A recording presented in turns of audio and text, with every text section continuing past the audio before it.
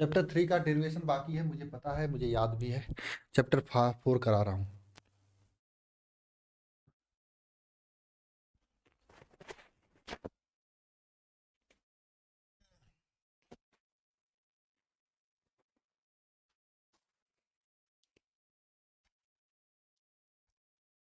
Good evening plus night sir.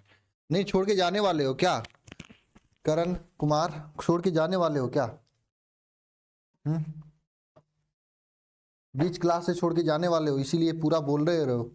Good evening night सब कुछ बोल दे रहे हो। तो आज हम लोग क्या करने वाले हैं? आवाज जा रही है आप लोगों के पास? आवाज जा रही है ना? तो आज हम लोग क्या करने वाले हैं? आवाज अब तो जा रही होगी, यस या नो बताओ। आवाज जा रही है कि नहीं जा रही है बताइए। आवाज जा रही है ना? नहीं जा रही है। रामेश्वर कुमार सिंह, राज राय, वॉइस नहीं आ रही है। जय मां सरस्वती सभी को। तो आज हम लोग क्या करने वाले हैं? आज हम लोग चैप्टर 4 के महत्वपूर्ण डेरिवेशन करेंगे, लॉन्ग क्वेश्चन करेंगे, सब्जेक्टिव क्वेश्चन करेंगे, पूरा कर देंगे आज, चाहे 10 बजे चाहे 12 बजे, ठीक है, पूरा करेंगे। अगर आप लोगों ने यूट्यूब वाली क्लास देखी होगी सर की, तो आपको बहुत हेल्प मिलेगी, क्योंकि सब क्वेश्चन लमसम वही है। हाँ, एक दो क्वेश्चन मैंने एक्स्ट्रा इसमें कराया है, क्योंकि ऐप में है तो एक आध क्वेश्चन एक्स्ट्रा तो पढ़ना बनता है, ठीक है ना? राजू राठौर उसे बाद में देख लेना, लास्ट का 1 घंटा ही है, लास्ट का 1 घंटा बचा हुआ है बस, लास्ट के, क्योंकि 4 घंटे का ही लेक्चर है वो, ठीक है, कंप्लीट हो जाएगा लास्ट में, ठीक है। संचित कुमार, सचिन अचित यादव, आपकी शादी हो गई है? नहीं मेरी शादी नहीं हुई है। करवा दो यार, कर लेंगे, क्या दिक्कत है ना? अरे मधु कुमारी बहुत दिन बाद आई हो क्लास में। हाँ मधु, अरे आप वही हो ना, शिखर बैच वाली मधु होगी आप।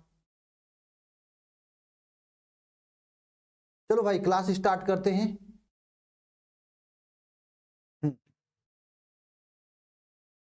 हाँ इंपॉर्टेंट है। पहला प्रश्न आप लोगों के सामने है, जो कि मुझे दिखाई दे रहा, तो आप लोगों को भी दिखाई दे ही रहा होगा। क्वेश्चन यह है कि बायोसेवर्ट के नियम लिखिए तथा बायोसेवर्ट के नियम की सहायता से वृत्ताकार चुंबकीय क्षेत्र की तीव्रता, चुंबकीय क्षेत्र की वृत्ताकार लूप के केंद्र पर चुंबकीय क्षेत्र की तीव्रता ज्ञात कीजिए। यह आपका पहला क्वेश्चन है, ठीक है। चलिए आइए पढ़ते हैं हम लोग बायोसेवर्ट के नियम की क्या होता है। तो सबसे पहले हम लोग पढ़ेंगे बायोसेवर्ट का नियम।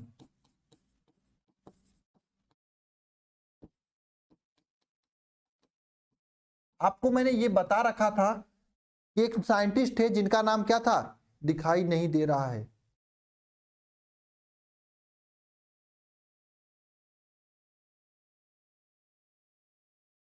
का सर नहीं देखे, खाना बना लेंगे तो बाद में देखेंगे। ये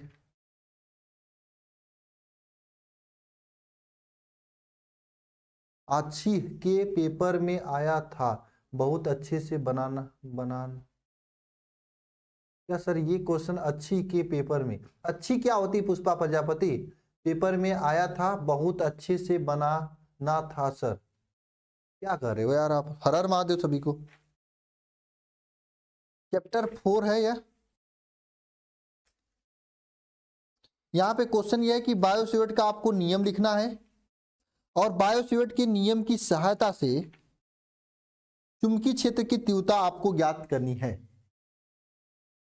हाँ तो खुशी कुमारी 2024 की कोर्स लेनी है तो दोस्त से कह देना कल बात करके कोर्स ले ले, क्योंकि बच्चे हो चुके हैं। चलो अरविंद, बहुत बढ़िया, आपके यहाँ बैग पहुंच गया तो अच्छी बात है ना? बैग कैसा है बैग अरविंद? अच्छा बैग है ना? हालांकि 2024 वालों को पूरे सभी लोगों को बैग भेजा जा रहा है, जितने लोग ज्वाइन कर रहे हैं पहले 100 बच्चों को बैग भेजा जाएगा। आगे स्टडी मटेरियल होगा तो पहले 100 बच्चों के लिए स्टडी मटेरियल भी फ्री होगा। स्टडी मटेरियल का मतलब जो बुक इस साल शिखर बैच वालों को देने वाले थे, वह बुक लमसम हो चुकी है। तो पार्ट 1 फिजिक्स की बुक मैं मार्च या अप्रैल के महीने में पहले 100 बच्चों को फ्री में दे दूंगा, बाकी सभी से कुछ पैसे लूंगा सेंड करने का, ठीक है। इसलिए 100 बच्चों के लिए था, ठीक है, क्योंकि 100 बच्चे हमसे रेगुलर जुड़े रहते हैं, तो उन 100 बच्चों को साथ देना तो बनता है भाई, हर क्लास को करते हैं, है ना, ठीक है। और 100 बच्चों के लिए, ठीक है, इतना तो करना बनता है भाई। और रहेगी बात फीस की बात, आप देख लेना 2024 की कोई भी फीस देखोगे 6,000 रुपए से सबका स्टार्टिंग है। कितना? 6,000 रुपये से स्टार्टिंग है सबका, 6,000 रुपये। किसी का 3,000 है, मेरा तो अभी 1699 ही है। अब इससे सस्ता क्या हो सकता है? चलो बायोसेवर्ट का नियम लिखते हैं, है ना। उसमें 12 महीना सब सब्जेक्ट पढ़ना है। मनोज आपको बैग मिलेगा। और हाँ एक बात और है, दिख भी रहा है, अच्छा ठीक है। एक बात और है, हो सकता है मुझे कहीं जाना हो बहुत इंपॉर्टेंट काम से, तो अगर मैं चला जाऊंगा तो ये फिजिक्स पार्ट 1 की कुछ बचे हुए क्लास नगेंद्र सर लेंगे, ठीक है। अगर मैं जाऊंगा तो, अगर मैं नहीं जाऊंगा तो मैं आप लोगों के साथ हूं, ठीक है। इसलिए मैं रात को भी क्लास ले रहा हूं ना, इस टाइम भी ले रहा हूं क्लास। चैप्टर 4 में कंप्लीट हूं, 5, 6, 7 और 8 ये 4 चैप्टर है। 8 वाला तो मैं ही पढ़ा दूंगा आके, 7 वाला भी पढ़ा दूंगा, 5वां हो सकता है सर ले लें। और जो सर लेंगे चैप्टर, उन सभी चैप्टर का मैं शिखर बैच वाला लेक्चर, अपना जो वाला लेक्चर आप लोगों को दे दूंगा, ठीक है। वहां से यहां भी कर दूंगा, ठीक है। ओके चलिए स्टार्ट करते हैं। बायोसेवर्ट का नियम क्या था? बायोसेवर्ट ने किसी भी चुंबकी, बायोसेवर्ट एक वैज्ञानिक थे जो धारावाही चालक के कारण, बायोसेवर्ट ने किसी भी धारावाही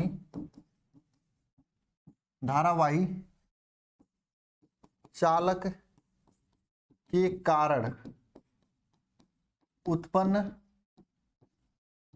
चुंबकीय क्षेत्र की तीव्रता के लिए ना व्यंजक प्रदान, तीव्रता के लिए एक नियम दिया, जिसे हम लोग क्या कहते हैं, जिसे बायोसेवर्ट का नियम कहते हैं, जिसे बायोसेवर्ट का नियम कहते हैं।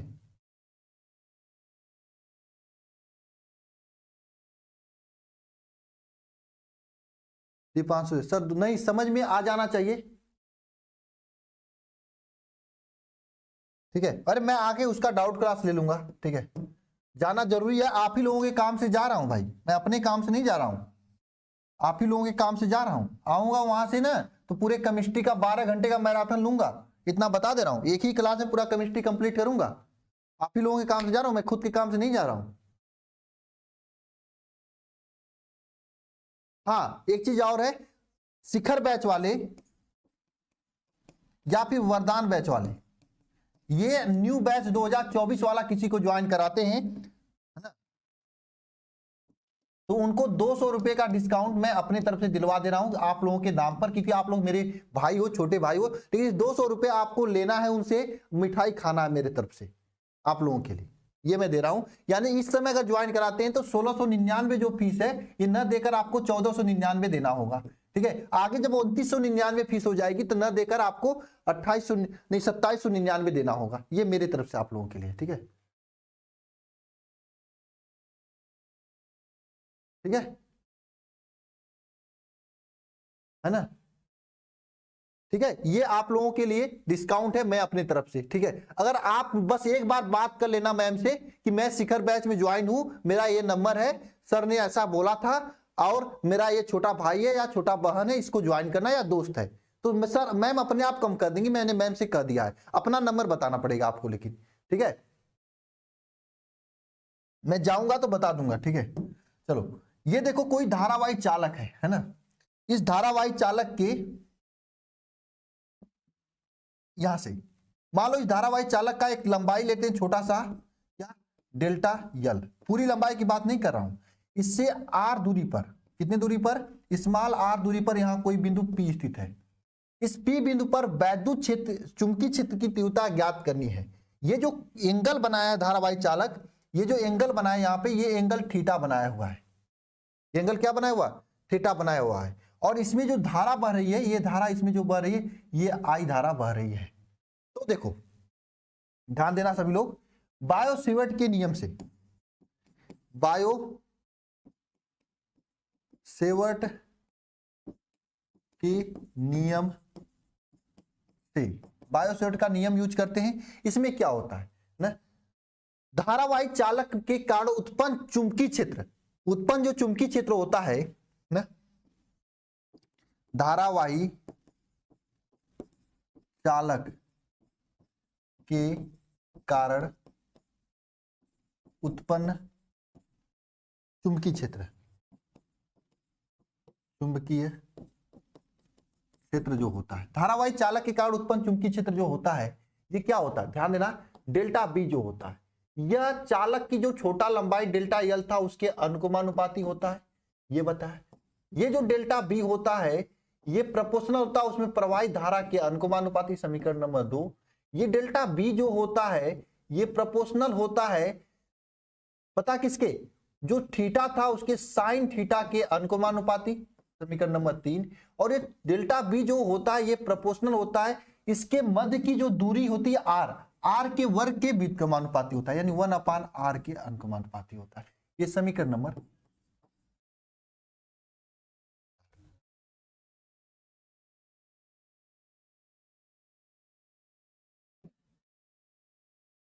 ठीक है।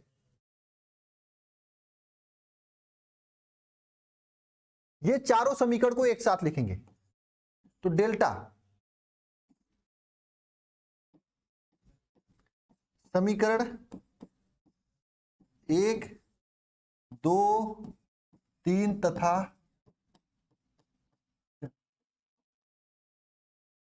4 से delta B is proportional to क्या हो जाएगा, यहां पे बताओ, एक साथ लिखोगे तो I delta L sine theta upon R square हो जाएगा। अब देखो इस प्रोपोर्शनल के चिन्ह को हटाने के लिए यहां पर म्यू 0 अपान 4 पाई एक नियतांक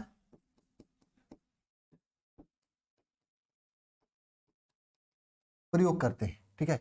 मैं इधर लिख रहा हूं, ध्यान देना, नियतांक का प्रयोग करते हैं तो b इज इक्वल टू हो जाएगा यहां पे क्या, mu 0 upon 4 pi I delta L sine theta upon R square.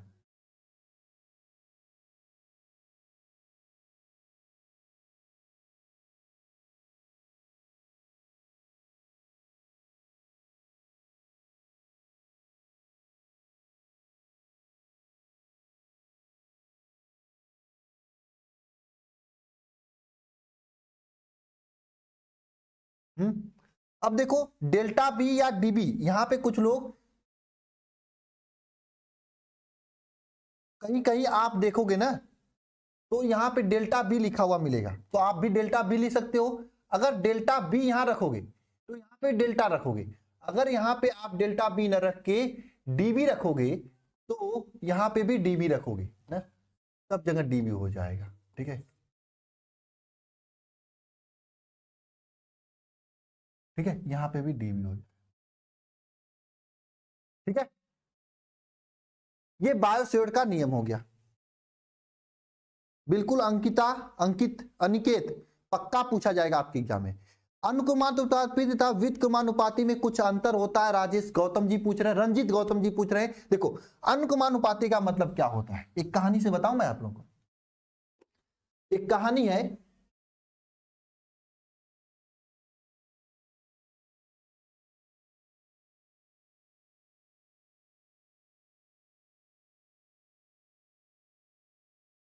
Delta B नहीं लिखा, कोई नहीं लिखा, हाँ डी भी लिख सकते हो, कोई दिक्कत नहीं।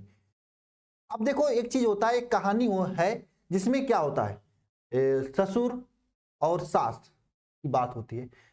इसमें लड़कियां बहुत भागीदार होती हैं, जब लड़कियों की शादी हो जाती है, जब वो अपने पति के घर जाती हैं, कहा जाता है उनके घर, ठीक है, तो वहां पे जाती है तो उनकी माँ की, पति के माँ जिसे वो सास बोला जाता है, उनको ध्यान नहीं देती है, उनको बहुत परेशान करती है।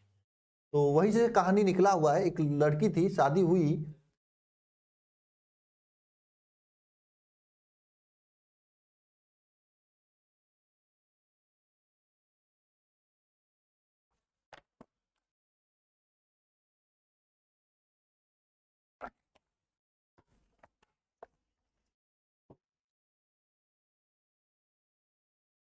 राइट, हाँ सही, वो तो बात सही है ही। तो वह क्या ना कि वो शादी हुई, गई उसके घर, भगवान की प्रार्थना करती थी, भगवान प्रकट हो गए, पूछे बताओ क्या चाहिए तुम्हें।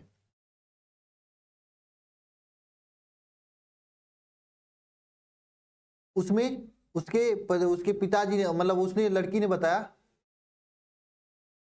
नहीं, रंजीत गौतम, अगर अनुक्रमानुपाती समानुपाती दोनों सेम होते हैं, आप चाहे अनुक्रमानुपाती, तब तो आपका क्वेश्चन क्लियर हो गया ना। चाहे आप अनुक्रमानुपाती लिखिए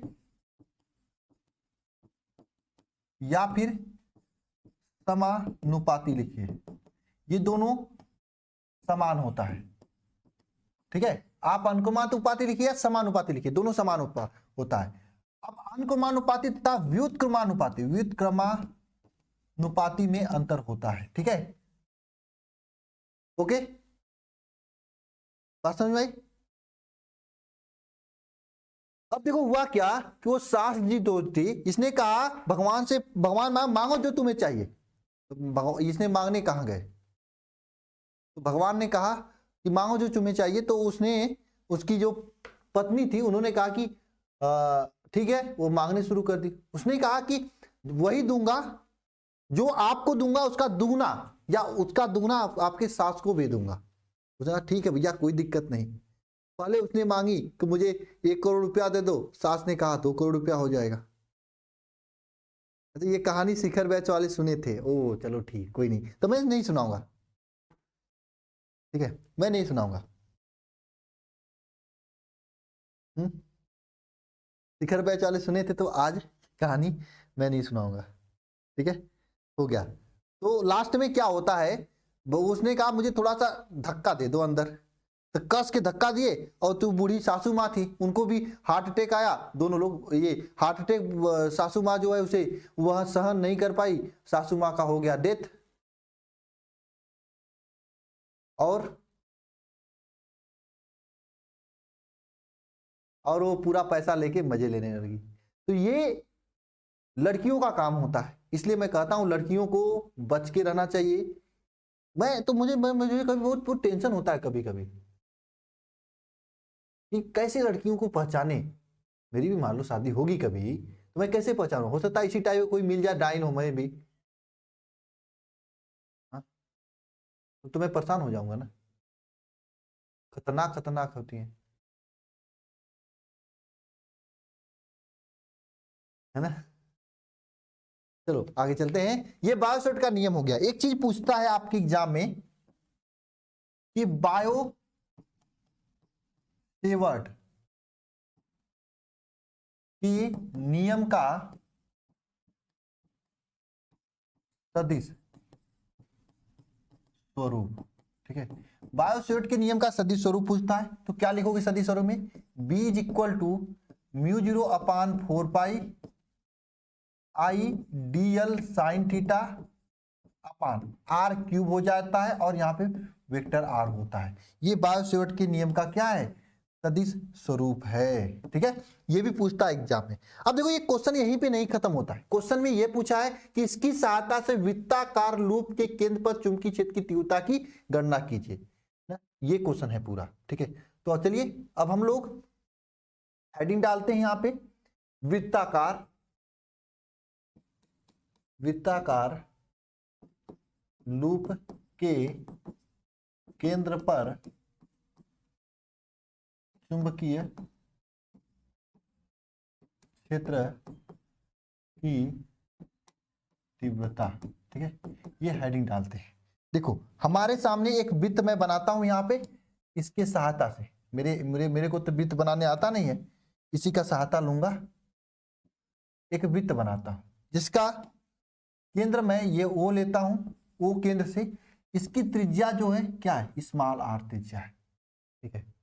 तो आप लोग जानते हो वृत्त की त्रिज्या क्या है, वृत्त की लिखना है यहाँ पे, लिखना तो लिख लेना, माना एक वृत्त जिसकी त्रिज्या, अरे यार त्रिज्या क्या है, स्मॉल आर है, केंद्र ओ है। माना एक वृत्त है जिसकी त्रिज्या स्मॉल आर है, और जो केंद्र है वो क्या है, ओ है।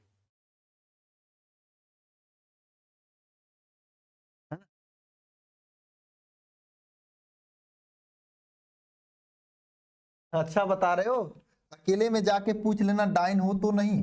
अच्छा ये बताओ, इसमें बहुत सारी लड़कियां हैं, शिल्पा है, अंशिका है ना, ये बताना, अकेले में कोई लड़का आपसे पूछेगा तुम डाइन हो तो क्या आप जवाब दोगी कि डाउन डाइन हो या नहीं हो? नहीं दोगी ना, नहीं दोगी, मुझे पता है। ठीक है, ये त्रिज्या आर हो गया। ठीक है, अब देखो क्या होता है, यहाँ पे बायो सेवर्ट का नियम लगाएंगे, बायो सेवर्ट के नियम से, क्योंकि उन्हीं के नियम का अनुप्रयोग है, तो जिनके नियम का अनुप्रयोग होगा तो उन्हीं का नियम तो लगाएंगे। यहां पे बायो सेवर्ट का नियम लगाएंगे, तो यहां पे डीबी इज इक्वल टू क्या हो जाएगा, mu 0 upon 4 pi I D L sine theta upon R square. अब देखो भैया, क्योंकि ये वृत्त है, तो यहां पे अगर ये देखा जाता तो ये 90 अंश का एंगल बनता है यहां पे, इसलिए यहां पे थीटा इज इक्वल टू 90 अंश रखेंगे, तो यहां पे साइन थीटा का साइन 90 का वैल्यू क्या होगा, 1 हो जाता है। तो डीबी इज इक्वल टू क्या हो जाएगा यहाँ पे बताओ, mu 0 upon 4 pi I DL sine 90 upon R square हो जाएगा। अब साइन 90 का वैल्यू 1 होता है, तो DB is equal to value क्या हो जाएगा, mu 0 upon 4 pi I DL upon R square, ये हो जाएगा ना। अब देखो भैया, बहुत अच्छा आराम तरीका है ना। अब हम लोग याद करेंगे क्या, अब लिखेंगे यहां पे संपूर्ण वृत्त के कारण, संपूर्ण वृत्त के कारण। देखो जहां पे भी ऐसे क्वेश्चंस आपको आगे बहुत जगह आएंगे, जहां पर भी संपूर्ण निकालना पड़ता है वहां पे भी डी को हटा के बी रखेंगे और डी को हटा के यल रखेंगे। और मैं आपको एक कहानी बता दूं,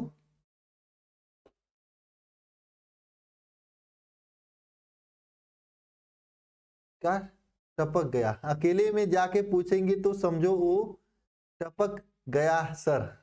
नहीं सुहाना, ऐसी बात नहीं है, टपकना तो नहीं चाहिए। सालू शर्मा करें यस, मैं बता दूंगा, बता दूंगी।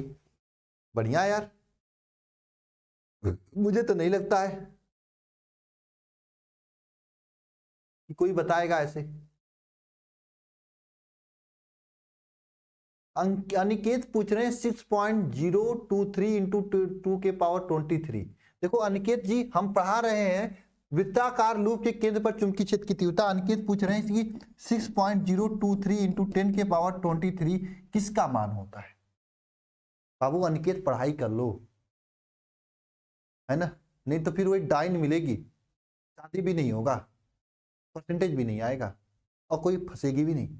बात समझ लेना, कहीं गुजारा नहीं होगा, तरस जाओगे। ठीक है, ये पूछ रहे हो आप, ये कक्षा 9 की चीजें, 9 वाले लोग ये पढ़ते हैं, 9 में, कक्षा 9 में बताया जाता है। क्या है यार अंकित, ऐसे लोगों को तो चिल्ली भर पानी में मर जाना चाहिए। ये हो गया। संपूर्ण वृत्त के कारण निकालने जाएंगे तो क्या करेंगे, जब संपूर्ण वृत्त के कारण निकालने जाएंगे तो ध्यान देना सभी लोग, तो डीबी इज इक्वल टू जो है, DB is equal to mu 0 upon 4 pi I DL upon R square जो है। यहां पे क्या करेंगे, संपूर्ण वृत्त के लिए, संपूर्ण वृत्त के लिए दोनों पक्षों का समाकलन करेंगे। क्या करेंगे, समाकलन करने पर। सर ये समाकलन कौन सा वाला है, ये आप तो मुझे बता दो। सर देखो बाबू, समाकलन जो होता है एक उस समाकलन की बात है। हाँ सर, हाँ हाँ विवेक, वही तो बात है, कोई नहीं बताएगा।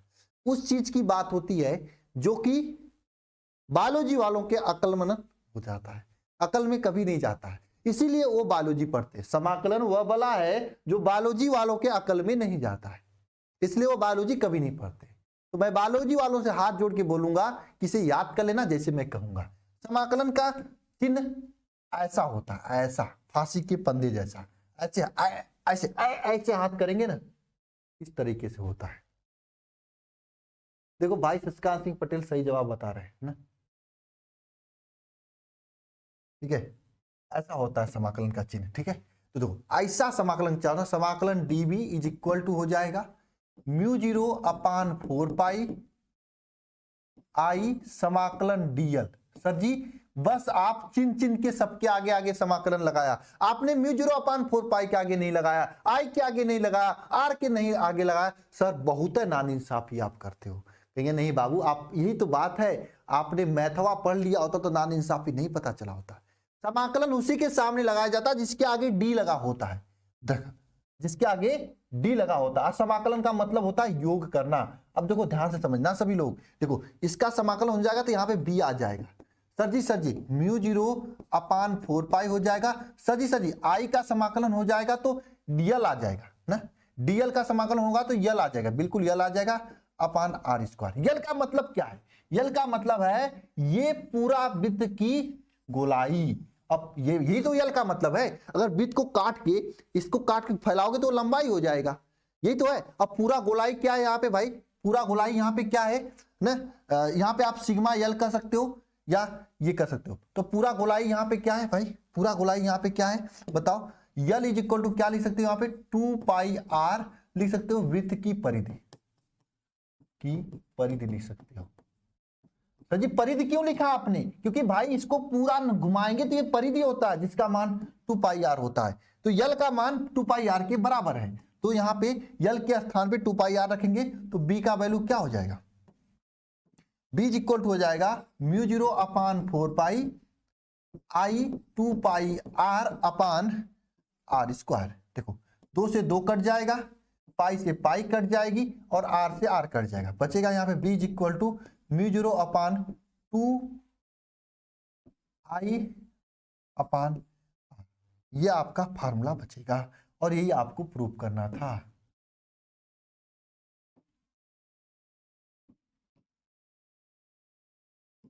म्यू आई अपान 2 ठीक है। ये चुंबकीय क्षेत्र की तीव्रता होती है।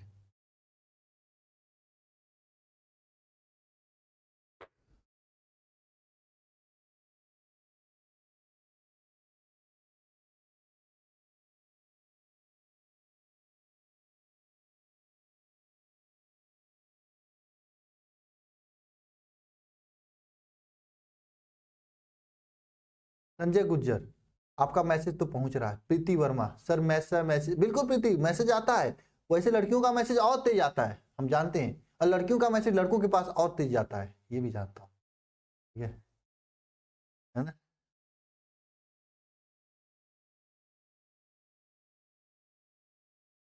लड़के कौन से दूध के दूल्हे होते हैं? लड़के बहुत सीधे होते हैं, लड़कों के ऊपर बहुत सा वो होता है।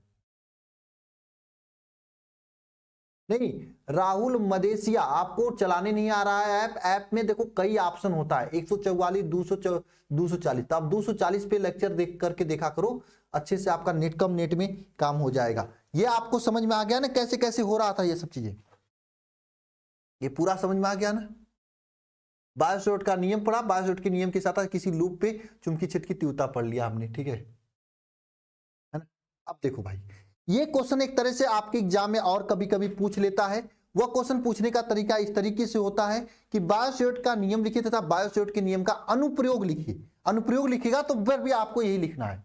मान लो क्वेश्चन अदर तरीके से आपसे कभी पूछ दे कि बायोसोट का नियम लिखिए तथा उसका अनुप्रयोग लिखिए, तो भी आपको इसी तरीके से लिखना है। मैं उम्मीद करता हूं आप लोगों को समझ में आ गया होगा। अब हम चलते हैं नेक्स्ट टॉपिक पर। दो समांतर धारावाहिक चालकों के मध्य लगने वाले बल का सूत्र स्थापित कीजिए और इसके आधार पर 1 एम्पीयर की परिभाषा दीजिए। यह भी महत्वपूर्ण डेरिवेशन है, महत्वपूर्ण प्रश्न है। नहीं रंजीत नहीं भूलाऊं, एकदम याद हो आप, ठीक है। भूल तो आप गए हो। आशीष यादव आपका भी मैसेज बहुत अच्छे से आ रहा है। नहीं विशाल सिंह आजाद आप भी ब्लॉक नहीं हो। देखो दो समांतर धारावाही चालक है इस तरह से, एक हो गया,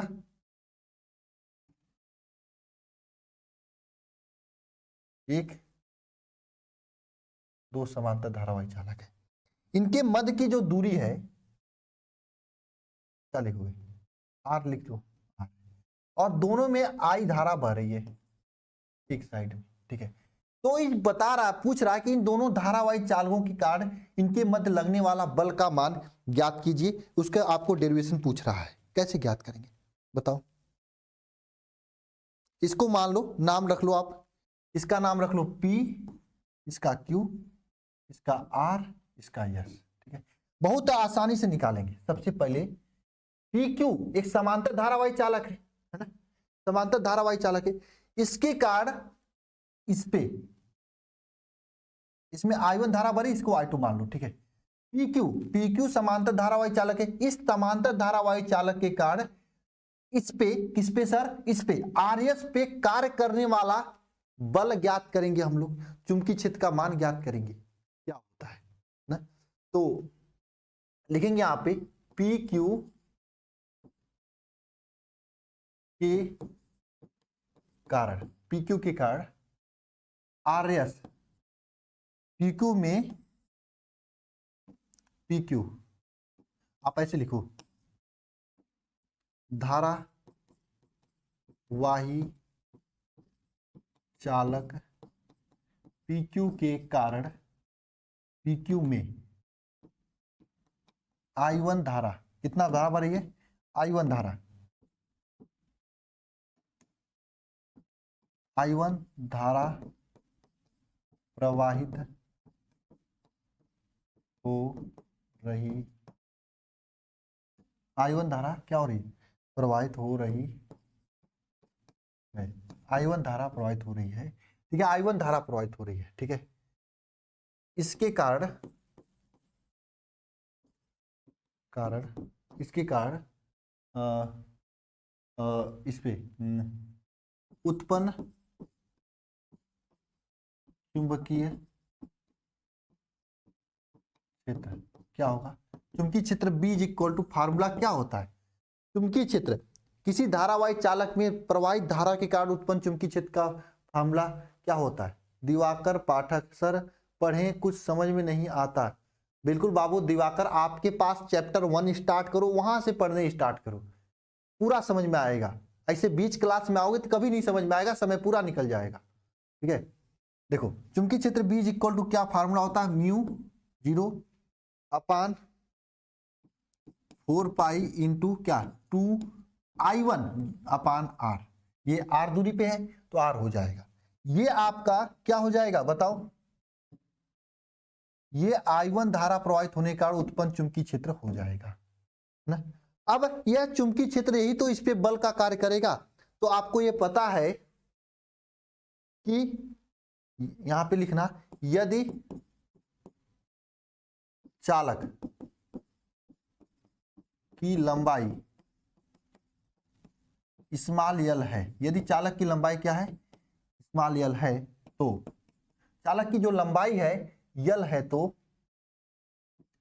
लगने वाला बल क्या हो जाएगा बताओ, बल क्या हो जाएगा, बल तो ये होगा ना, चुंबकीय क्षेत्र B में रहने B1, चुंबकीय क्षेत्र B1 के कारण लगने वाला चुंबकीय क्षेत्र, यहां पे लिखना जिसमें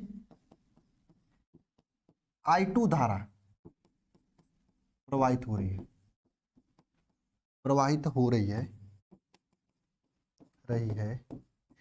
रही है, तो चुंबकीय क्षेत्र B1 के कारण उत्पन्न, B1 के कारण लगने वाला बल क्या हो जाएगा, बल F इज इक्वल टू क्या हो जाएगा, बल F is equal to IBL sine theta होता है, आप लोगों ने पढ़ा है, इसीलिए तो मैंने थ्योरी पढ़ाया था। IBL साइन थीटा होता है, यह आप लोगों ने पढ़ा है। तो देखो क्या होता है, I यहाँ पे I क्या I2 हो जाएगा, क्योंकि इस वाले में जो धारा प्रवाहित हो रही है I2 धारा प्रवाहित हो रही है, ये I2 धारा प्रवाहित हो रही है, इसलिए यहां पे हम लोग क्या लिखेंगे, F इज इक्वल टू क्या लिखेंगे, B, यहां पे I2 लिखेंगे, I2 BL लिखेंगे, ठीक है। अब B इज इक्वल टू क्या है आपका यहाँ पे, sir B is equal to क्या है यहाँ पे, B इज इक्वल टू है म्यू 0 अपान 4 पाई, इसे समीकरण नंबर 1 मान लो, ठीक है। म्यू 0 अपान 4π2EI/L, क्योंकि लिखना है यहाँ पे समीकरण नंबर 1 से b इज इक्वल टू क्या हो जाएगा, म्यू 0 अपान 2π,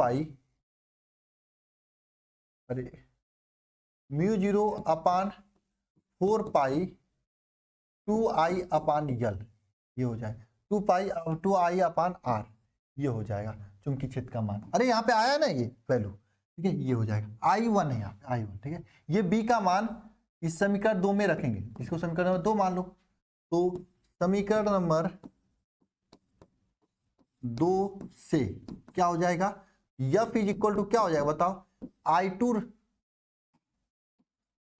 रहेगा, I2 रहेगा, b का मान म्यू 0 अपान 4π2I1/R यल हो जाएगा यहाँ पे, ठीक है। तो यहां से फार्मूला क्या निकल के आएगा, F is equal to mu 0 upon 4π2I1/R L, ठीक है। ये फार्मूला निकल कर आ रहा है, ठीक है। कुछ नहीं करना है बाबू, एकदम क्लियर हो चुका है। तो देखो ये 2 से 2 कट जाएगा, 4 कट जाएगा, तो फार्मूला निकल के आ जाएगा F is equal to 2 mu 0 upon 2πI1/I2/R L. इसे अगर एकांक लंबाई पे निकालना तो F अपान यल लिख सकते हैं, किताब में दिया हुआ है म्यू 0 अपान 2πI1/I2/R, ये फार्मूला निकल कर आ जाएगा।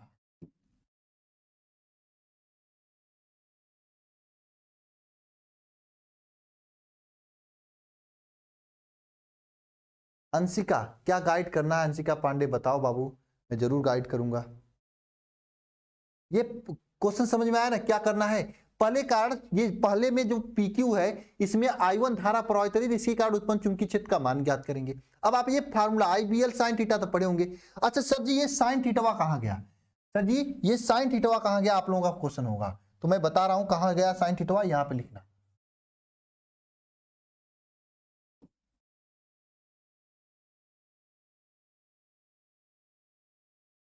देखो यहाँ पे मैं लिख रहा हूं, ये sin थीटावा कहाँ गया। देखिए क्योंकि यहाँ पे लिखना, यहाँ पे होता क्या है, क्योंकि यहाँ पे देखो ये जो तार है, इस तार से इन तार के बीच क्या लंबवत दूरी है ना, 90 अंश का कोण बना रहा है, ये 90 अंश का कोण बना रहा है, 90 अंश का कोण बना रहा है। इसलिए यहाँ पे हम लोग क्या करेंगे भाई, चुंबकीय क्षेत्र का, क्योंकि आप लिख लेना यहाँ पे चूंकि लिख देना, क्योंकि RS चुंबकीय क्षेत्र के साथ 90 अंश का कोण बना रहा है, 90 अंश का कोण बना रहा है, इसलिए थीटा इज इक्वल टू 90 अंश हो जाएगा, साइन 90 का वैल्यू 1 हो जाएगा। तो इसलिए साइन 90 का वैल्यू 1 हमने रख दिया।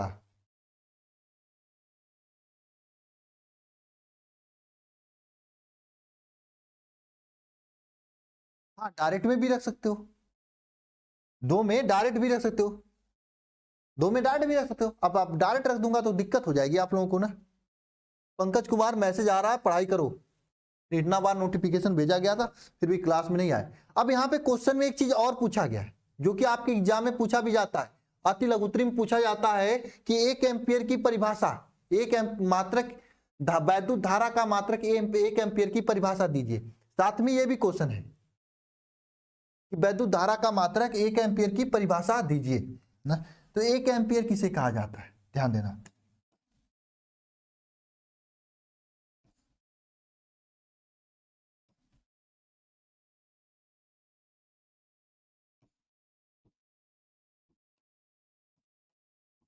एक एम्पियर की 1 एम्पियर की परिभाषा अब देने जा रहे हैं आपको, ठीक है। 1 एम्पियर की जो धारा होती है, अगर हम लोग, मैं चलो यहां नहीं देंगे, अगर नेक्स्ट पेज पे देते हैं मजा आएगा ना। देखो क्या है?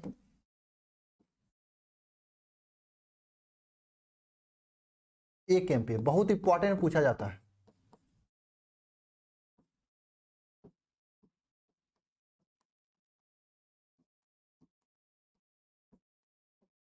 एक एम्पियर की परिभाषा क्या होती है बताओ। देखो, पहले तो हम मानते हैं कि दो तार है, ये एक तार है, दूसरा तार ये है, ठीक है। इसके मध्य की जो दूरी है स्मॉल आर है, और इसके लंबाई जो है यल है, और इसमें I1 धारा बह रही है, इसमें I2 धारा बह रही है। इसमें I1 धारा बह रही है, इसमें क्या I2 धारा बह रही है। I2 धारा बह रही है। F upon L is equal to formula अभी भी हमने निकाला, क्या होता है ना, mu 0 upon 2 pi I1 I2 upon R, mu 0 upon 2 pi I1 I2 upon R, ये फार्मूला निकाला। अब ध्यान देना, अगर मान लो 1 एम्पियर की धारा प्रवाहित करें, किसमें एम्पियर, 1 एम्पियर की धारा प्रवाहित करें, मतलब I1 का value is equal to I2 का वैल्यू कितना हो जाएगा, 1 हो जाएगा। 1 एम्पियर की धारा का मतलब क्या, I1 I2 का वैल्यू 1 हो जाएगा ना। 1 एम्पियर की धारा मतलब I1 I2 का वैल्यू 1 हो जाएगा। अब मान लेते हैं इनके मध्य की दूरी R भी 1 कर लेते हैं, तब इनके और इनकी लंबाई L भी 1 कर लेते हैं, तो इनके मध्य लगने वाला जो बल होगा ये क्या हो जाएगा, सब एक एक रखोगे तो F इज इक्वल टू क्या, म्यू 0 अपान 2 पाई हो जाएगा। यही 1 एम्पियर की परिभाषा हो जाएगी। अभी मैं बता रहा हूं, फिर से समझना, नहीं समझ में आया फिर से समझना, फिर से समझना। यहाँ पे नहीं समझ में आया तो फिर से समझना, समझने की कोशिश करना सभी लोग, इधर ध्यान देना, थोड़ा महत्वपूर्ण है, एक बार में समझ में भी नहीं आता। देखो, दोनों धारा वाही चालक के मध्य कार्य करने वाला बल, क्या, दो धारावाही चालक के मध्य कार्य करने वाला बल F इज इक्वल टू क्या होता है, mu 0 upon 2 pi I1 I2 upon R L, ये होता है। अब देखो भाई, बहुत आसान तरीके से हम लोग करते हैं। देखो यहां पे क्या करते हैं, देखो I1 और I2 दोनों को मानते हैं कि 1 एम्पियर की धारा है,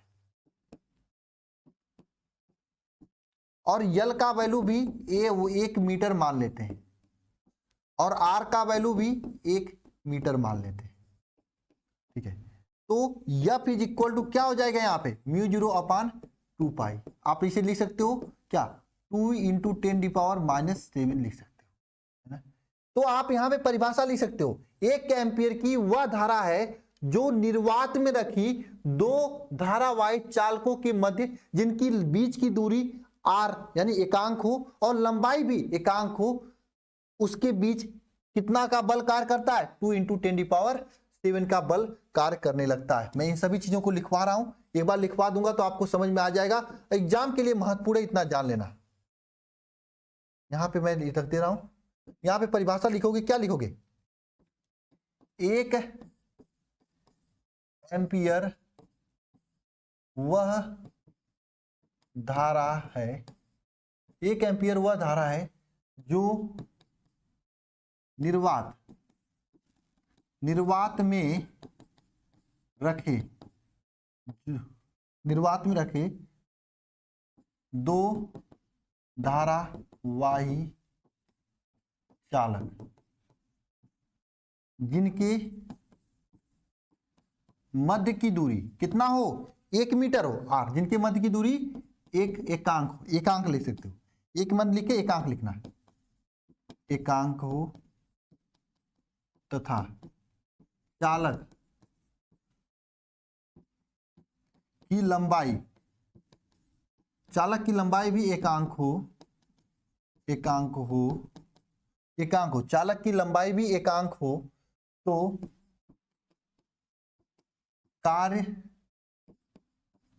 करने वाला बल जो है कितना हो जाता है 2 इंटू 10⁻⁻7 न्यूटन,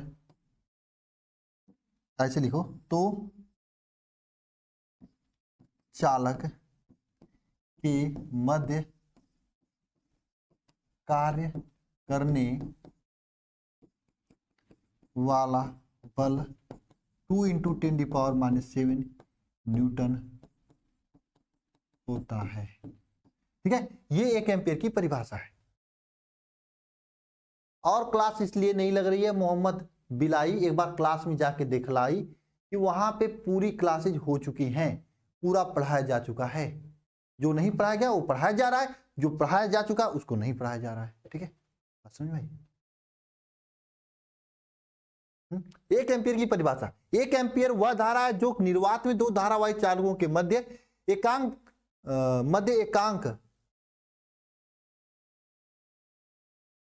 दो चालकों के मध्य की दूरी एकांक हो। थोड़ा सा परिभाषा लिखने में गड़बड़ी हुई, एकांक नहीं, निर्वात में मध्य दो चालकों के मध्य की दूरी लिखेंगे, दूरी एकांक हो तथा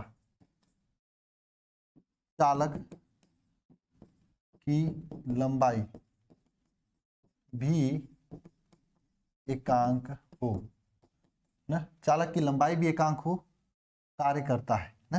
चालक की लंबाई भी एकांक हो तो उनके मध्य 2 इंटू 10⁻⁻7 न्यूटन का बल आरोपित बल कार्य करता है।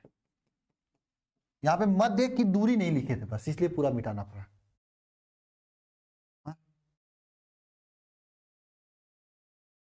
आप YouTube पर फिजिक्स की आगे जब आप कर दो तब ले ले। अच्छा वो 440 वाला देखते हैं, 1-2 दिन के अंदर लेंगे। अदिति सिंह, मैं आज आपको कॉल करने वाला था, ये देख लो आपका डेरिवेशन था। ठीक है, इस चैप्टर के काफी डेरिवेशन कर रही थी आपने, सर ये नहीं करवाए हो। देखो निर्वात निकालिए, चालक की ये वृत्ताकार केंद्र की गाढ़ ये तीव्रता मैंने करवा दिया है ना, ये करवाया भी था पहली बार भी, इस बार भी करवा दिया। ठीक है ना।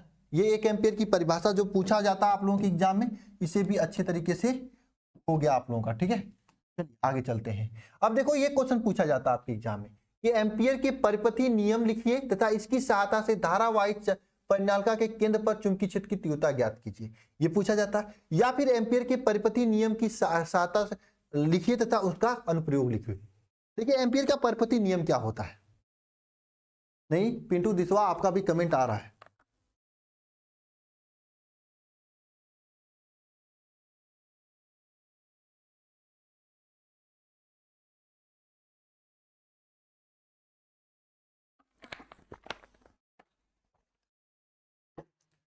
शिवम तिवारी बाबू, जाकर थोड़ा पुराने लेक्चर को देखना। किसी वृत्ताकार धारावाही चालक के केंद्र पर उत्पन्न चुंबकीय क्षेत्र की तीव्रता μ0I/2R होता है। जब भी कोई समांतर धारावाही चालक है उसके कारण चुंबकीय क्षेत्र की तीव्रता जो होती है ये आपका ये होती है क्या, समांतर धारावाही चालक के मध्य के कारण उत्पन्न चुंबकीय क्षेत्र की तीव्रता μ0/4π2I/R होता है। जाके थोड़ा ध्यान देना, पढ़ना तब समझ में आएगा। आप थोड़ा कंफ्यूज हो रहे हो, जाके फार्मूला देख लेना एक बार। ठीक है, ये सही मैं बता रहा हूं, आप कंफ्यूज हो रहे हो ना। यहां पे हम पढ़ते हैं एम्पियर का परिपथीय नियम पढ़ते हैं। एम्पियर का पथीय नियम, सर जी एम्पियर का परिपथीय नियम क्या होता है, ध्यान देना। क्या होता है एम्पियर का परिपथीय नियम, क्या होता है। देखो किसी भी पेपर कब से शुरू होंगे ये बाबा, यो पेपर जो आप लोगों के 15 फरवरी के बाद कभी भी शुरू हो सकते हैं, है ना। बाकी ठीक है, बात समझ लेना। तो एम्पियर का परिपथीय नियम क्या होता है, किसी भी, ध्यान देना, किसी भी बंद परिपथ के सीमा के अंदिश, किसी भी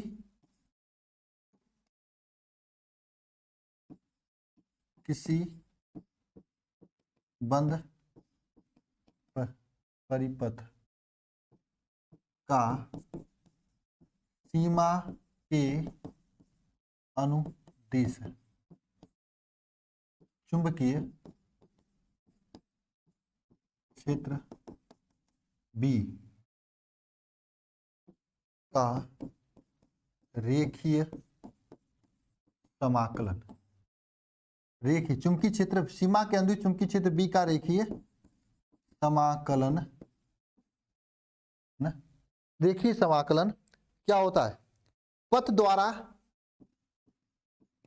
द्वारा घिरी कुल धारा का म्यू नॉट गुना होता है। ये एम्पियर का परिपथी नियम है, यानी किसी भी क्षेत्र का, किसी भी परिपथ का सीमा के अंदर चुंबकीय क्षेत्र बी का रेखीय समाकलन। सीमा के अंदर चुंबकीय क्षेत्र बी का रेखीय समाकलन का मतलब, यार ये मच्छर परेशान करती है। चुंबकीय क्षेत्र बी का रेखीय समाकलन बी का बी डॉट डीएल हो गया। ये किसके बराबर होता है? पथ में घिरी कुल धारा यानी सिग्मा आई कुल धारा का म्यू नॉट गुना होता है। ये आपके बराबर होता है म्यू नॉट गुना, ये आपका ये बराबर होता है, जो कि आप लोगों ने पढ़ रखा है। ठीक है, ये भी महत्वपूर्ण है। ये तो एम्पियर का परिपथी नियम हो गया। ठीक है, हालांकि मैंने इसको पहले भी बता रखा है। अब देखो एग्जाम में दो तरीके से क्वेश्चन पूछी जाती है। एक तो पूछा जाता है एम्पियर के परिपथी नियम का अनुप्रयोग लिखिए,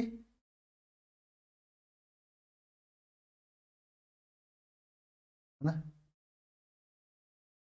एक तो एग्जाम में ये क्वेश्चन पूछा जाता है कि एम्पियर का परिपथी नियम लिखिए तथा इनका अनुप्रयोग लिखिए। देखो दो नंबर में एम्पियर का परिपथी नियम पूछा जाता है, अनुप्रयोग जो पूछा जाता है 5 नंबर पूछा जाता है। तो एम्पियर का परिपथी नियम लिखिए तथा इसका अनुप्रयोग, उसका अनुप्रयोग लिखिए। ये एग्जाम में कभी कभी क्वेश्चन पूछा जाता है।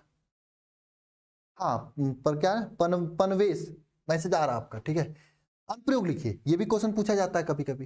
साथ में कभी कभी इस तरीके से भी क्वेश्चन पूछा जाता है कि किसी धारावाही, इसकी सहायता से किसी धारावाही परिनालिका के केंद्र पर उत्पन्न चुंबकीय क्षेत्र की तीव्रता ज्ञात कीजिए। ऐसे भी क्वेश्चन पूछा जाता है, दोनों तरीके से क्वेश्चन पूछा जाता है ना। ठीक है, तो जिसी भी तरीके से पूछे आप आंसर देकर आना है। कैसे देना है आंसर मैं बता रहा हूं, ध्यान देना। तो लिखना यहां पे किसी धारावाही परिनालिका के केंद्र पर उत्पन्न चुंबकीय क्षेत्र, किसी धारावाही परिनालिका के केंद्र पर उत्पन्न चुंबकीय क्षेत्र। सबसे पहली बात आती है सर धारावाही परिनालिका होता क्या है। देखो मेरे पास ये पेपर है और पेपर पर क्या क्या लिखा है, 1 MR important normality rate, MMR molar molarity rate, LR FS, ये क्या क्या लिखा हुआ है। ये बायोलॉजी की मैम ने लिखा है ना, पढ़ाते समय चीटिंग करती है मैम। ठीक है,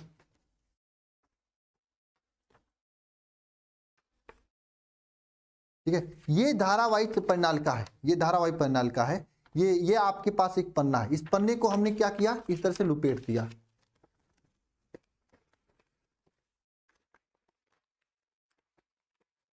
सुधीर आपका भी मैसेज आ रहा है। ठीक है,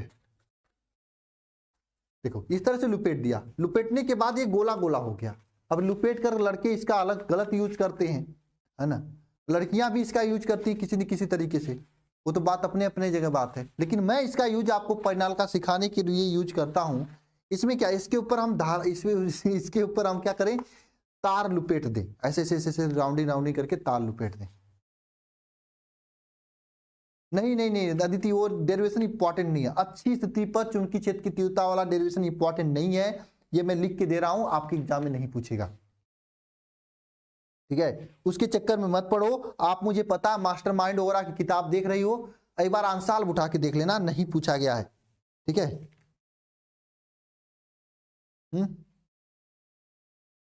या 22 में पूछा गया था, ये भी है एक, लूप के केंद्र पर ही पूछा जाएगा। ठीक है, आप उसमें परेशान ना होना अदिति, मुझे पूरा विश्वास है कि नहीं पूछा जाएगा। ठीक है, मैं तो कह रहा हूँ पूछा भी गया, सिलेबस में तो है, पूछा भी गया तो छोड़ देना अदिति उसे। ठीक है, एकदम गारंटी के साथ कह रहा हूं, पूछा गया तो छोड़ देना, क्योंकि वैसे भी एग्जाम में कर नहीं पाओगी। ठीक है, हालांकि बहुत आसान है, उसमें समाकलन करना पड़ता है। आप बायोलॉजी से और दिक्कत होगी आप उसे भी समझने में, मैं उसको छोड़ रहा हूँ।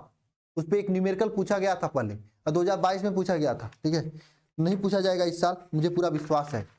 अगर 21 में होते तो मैं पढ़ा देता, 22 में है, पढ़ रहे हो आप, 23 में एग्जाम देना, इसलिए मैं नहीं करा रहा हूँ। 21 वालों को कराया था मैं वरदान बैच में भी, ठीक है। 22 वालों को नहीं करा रहा हूँ, ठीक है। इसलिए ये है बेलन, इसके ऊपर तार लुपेट दें, तो तार लुपेटने के बाद जो ये बनता है ना, इसे परिनालिका कहते हैं, ठीक है। तो इस तरीके से परिनालिका होती है। मार्कर कहाँ गया यार? मुझे विश्वास है नहीं पूछा जाएगा। अगर बाई चांस मेरा विश्वास गलत होता है, पूछ भी गया, तो अदिति छोड़ देना, उसे दूसरा कोई क्वेश्चन कर लेना, ऑप्शन में रहेगा वो, ठीक है। क्योंकि मैं भगवान तो नहीं हूं ना, लेकिन हाँ इतना विश्वास है नहीं पूछा जाएगा, ठीक है। ये देखो इस तरह से आपका परिनालिका होती है, ठीक है।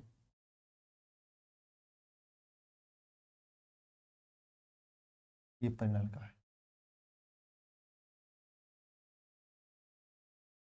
ये परिनालिका है। इस परिनालिका के केंद्र पर हमें चुंबकीय क्षेत्र की तीव्रता ज्ञात करनी है। कहां पे ज्ञात करनी है? चुंबकीय क्षेत्र की तीव्रता ज्ञात करनी है, ठीक है। किसके नियम का उपयोग करके? एम्पियर के परिपथी नियम का अनुप्रयोग करके। बहुत आसान होता है केंद्र पर चुंबकीय क्षेत्र की तीव्रता ज्ञात करने का तरीका, बहुत ही आसान होता है। हम लोग क्या करते हैं, देखो यहां से एक पृष्ठ खींच लेते हैं, एक काल्पनिक पृष्ठ खींच लेते हैं यहां से, इस तरीके से। सर कैसे खींच रहे, क्यों खींच रहे हो, नहीं समझ में आ रहा तो याद कर लो बस सीधे सीधे, A B C D, ठीक है। देखो हमें तो पूरे इस परिनालिका के कारण चुंबकीय क्षेत्र की तीव्रता ज्ञात करनी है। हम क्या करेंगे, बस इतना ज्ञात करेंगे और इसका समाकलन कर देंगे, तो पूरे परिनालिका के कारण चुंबकीय क्षेत्र की तीव्रता आ जाएगी। हाँ ये क्वेश्चन इंपॉर्टेंट है, करण कुमार डिस्ट्रिक्ट अररिया। ये क्वेश्चन आपके बोर्ड में 2022 में पूछा गया था, उसके पहले 2016 में पूछा गया था। और मैंने आपको बोल दिया था किसी चुंबकीय द्विध्रुव के कारण निरक्षीय स्थिति में चुंबकीय क्षेत्र की तीव्रता वही होती है, एकदम सेम तरीके से निकाला जाता है किसी से किसी भी वैद्युत द्विध्रुव के कारण निरक्षीय स्थिति में चुंबकीय क्षेत्र की तीव्रता ज्ञात किया जाता है। बस वहां पे जहां पे यहाँ पे 1/4 पाई एप्सिलॉन नॉट लिखा जाता है, वहां पे म्यू नॉट अपॉन 4 पाई लिखोगे आप लोग, और जहां वहां पे P लिखा जाता है यहां पे यम लिखोगे। बाकी फार्मूला वही बनेगा, डेरिवेशन वैसे ही होगा, एकदम कुछ अलग नहीं होगा। ये तो मैंने आपको बता दिया था, लेकिन इस साल ही पूछा जाएगा, इतना मुझे पूरा विश्वास है, ठीक है।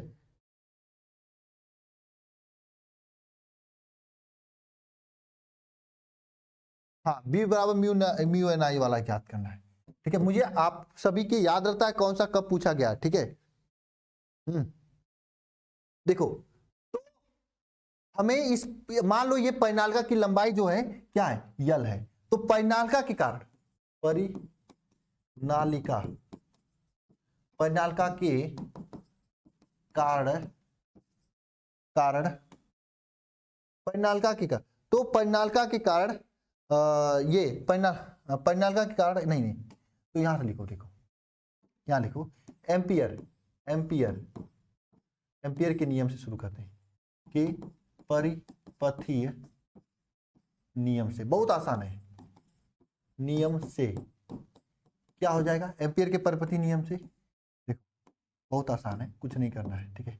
देखो क्या हो जाएगा, समाकलन B डॉट dl, ये जो चुंबकीय क्षेत्र की तीव्रता है, इनके अलग अलग जो अलग अलग क्षेत्र होगा उसमें बहने वाली धारा की बराबर होगा। मतलब ये बराबर किससे होगा, समाकलन A से B डॉट dl की, प्लस समाकलन B से C B डॉट dl की, प्लस समाकलन C से D B डॉट dl की, प्लस समाकलन D से A B डॉट dl की, इन सभी की योग के बराबर। अब देखो मैं शॉर्टकट करने जा रहा हूं, स्टेटमेंट मैंने नहीं लिखवाया क्योंकि मुझे पता है कि आप लोग चैप्टर 1 से पढ़ते आ रहे हो, स्टेटमेंट लिखने का आदत पड़ गया होगा आप लोगों को, ठीक है। और साल भर से पढ़ रहे हो, अब जनवरी के महीने में स्टेटमेंट लिखना सिखाएं तो फिर बेकार ही आप लोगों का डेरिवेशन करना, ठीक है। अब इसमें क्या होता है, बात ध्यान देना, देखो आपके सामने मैं बता रहा हूं, बहुत ही आसान काम होता है।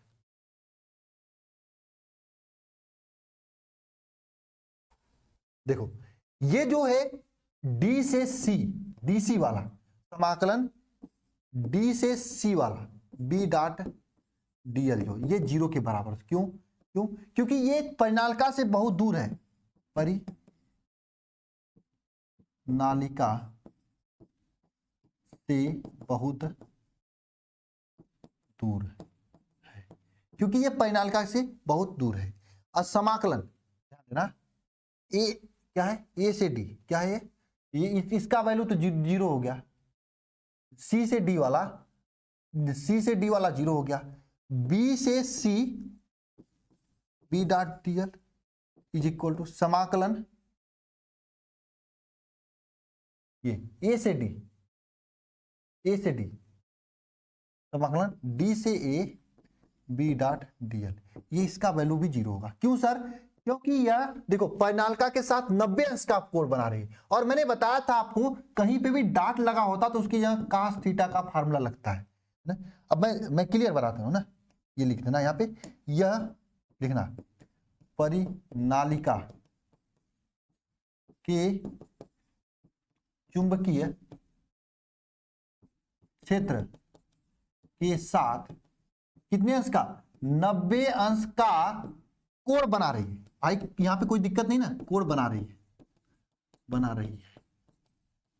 कैसे सर, कैसे कैसे 90 अंश, कैसे 90 अंश, आपको ध्यान देना चाहिए, क्योंकि ये देखो भाई परिनालिका यहाँ पे जो चुंबकीय क्षेत्र इसका, इस चुंबकीय क्षेत्र के साथ 90 अंश का ये दोनों कोण बना रही है। नहीं याद समझ में आ रहा तो याद कर लो, ये भी 0 हो जाएगा, बचेगा बस बी से बी वाला, इतना याद कर लो, ठीक है। अब आप लोग जानते हो, क्या जानते हो कि A dot B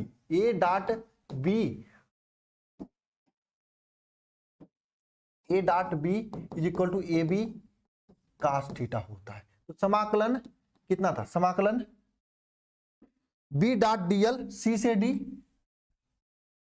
B dot DL is equal to समाकलन क्या है यहाँ पे बताओ, डी से ए बी डॉट डीएल है ना, यहाँ पे रखेंगे वैल्यू, ठीक है। इज इक्वल टू क्या करेंगे, ध्यान देना, यहाँ पे समाकलन सी से D B DL cos theta हो जाएगा, इज इक्वल टू समाकलन डी से A B DL cos theta हो जाएगा। अब थीटा का वैल्यू यहाँ पे कितना रखना है, 90 अंश रखना है, क्योंकि 90 अंश का वैल्यू होता है, और कास 90 का वैल्यू कितना होता है, 0 होता है, आप लोगों को याद होना चाहिए। तो समाकलन सी से D B dot DL cos 90 बराबर समाकलन डी से A B DL cos 90 is equal to 0 हो जाएगा, है ना।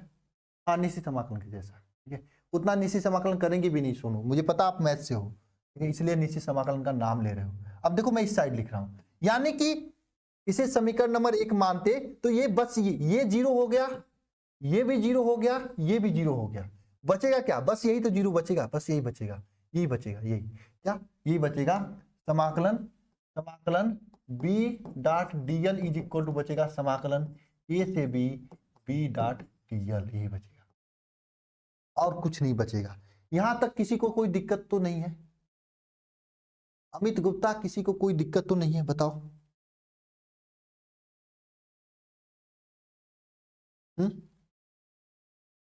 बताओ,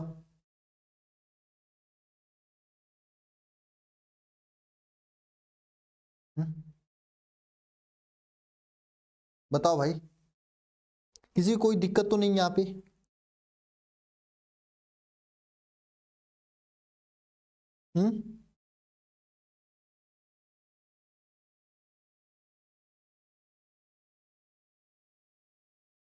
बताओ। हाँ, काश 90/0। कौन है फोन कर रहा है भाई, हेलो, हाँ जी बोलो, क्या नाम है, अरुण कुमार, क्लास में नहीं हो क्या,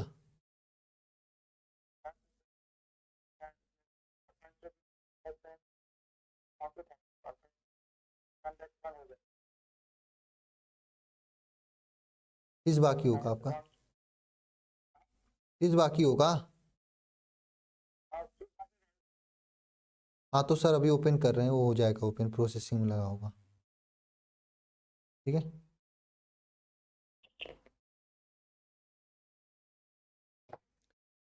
चलिए, कई बार से फोन कर रहे हैं। अब देखो, आप लोग जानते हो क्या, एम्पियर के नियम से, एम्पियर के परिपथीय नियम से क्या जानते हो, समाकलन b डॉट dl का वैल्यू होता है म्यू नॉट आई, ये होता है ना। तो यहां से हम लोग लिखेंगे म्यू नॉट आई, लिखेंगे इज इक्वल टू समाकलन a से b डॉट dl लिखेंगे।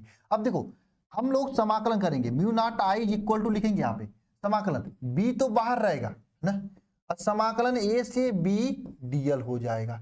अब हम मानते हैं, इसका मान लेते हैं, क्यों, इसकी लंबाई कितना था हमें नहीं पता, पूरी लंबाई तो यल थी, लेकिन हम मानते हैं कि इतनी लंबाई कितना है, यक्स मान लेते हैं।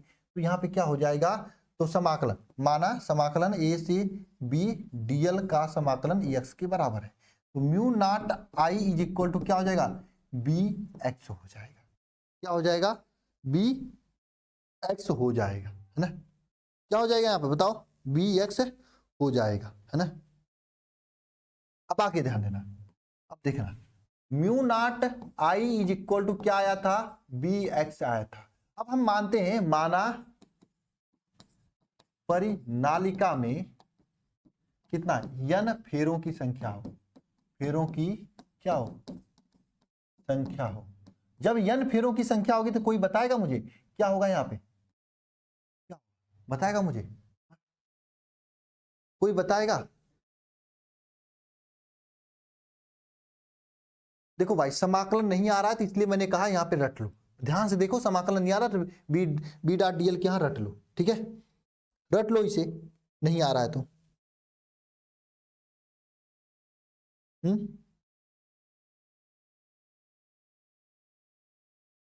इसे आप रट लो, यही तो है।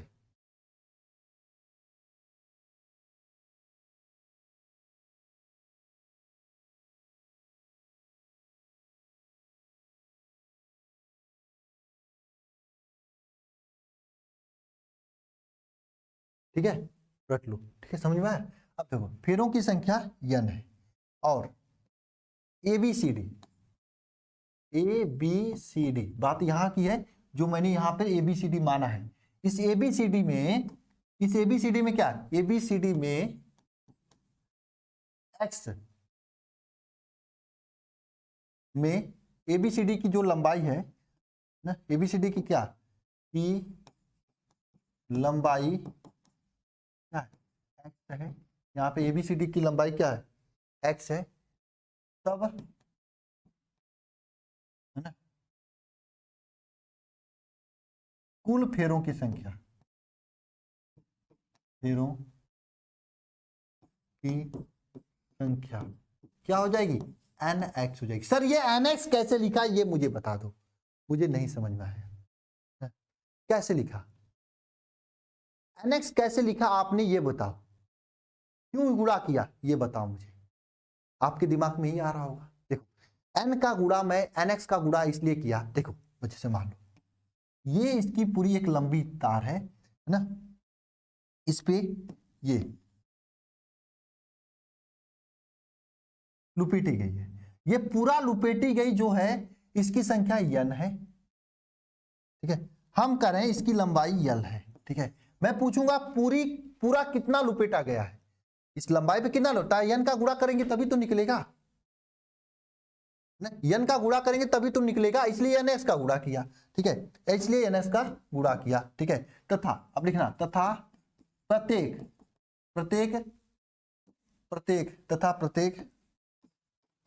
प्रत्येक फेरों में आई धारा बह रही, कितना आई धारा वह प्रवाहित हो रही है,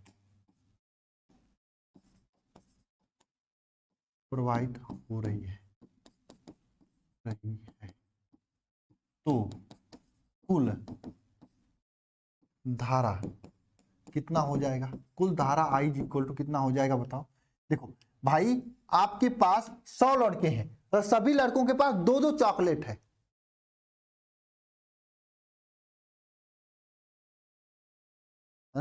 दो लड़के, सभी लड़कों के पास 2-2 चॉकलेट है। आपके पास 100 लड़के हैं, 100 लड़के हैं, सर लड़कियां रोने लगेंगी, लड़कियों की संख्या बताओ। चलो ठीक है, 50 लड़के हैं, नहीं नहीं घबरा जाएगा, लड़कों की संख्या अधिक होती है, ठीक है। 60 लड़के हैं और 40 लड़कियां हैं, है ना।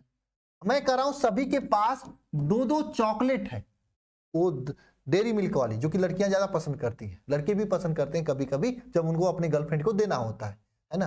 यही बात है, ठीक है। बात यहां पे आती है, ये है ना। तो क्या करोगे बताओ भाई, कैसे करोगे, हाँ क्या करोगे? कुल कितना चॉकलेट है अगर आपसे पूछा जाए तो क्या करोगे भाई? 60 जोड़ोगे प्लस 40 जोड़ोगे, कितना हो जाएगा?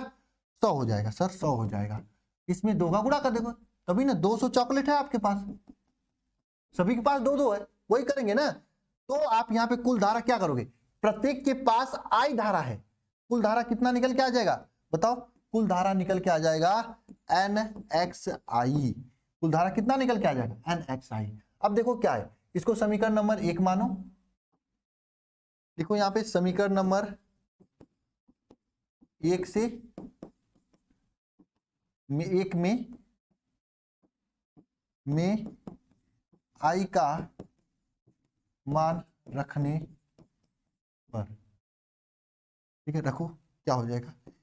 चूंकि क्षेत्र B X is equal to, यहां पे क्या है बता, म्यू आई है, तो आई का वैल्यू रख दो म्यू नॉट, क्या हो जाएगा? NXI हो जाएगा। अब देखो भाई बहुत आसान से समझो मेरे भाई, x से x कट जाएगा, b इज इक्वल टू आ जाएगा म्यू नॉट NI हो जाएगा, ये चुंबकीय क्षेत्र B का वैल्यू हो जाएगा।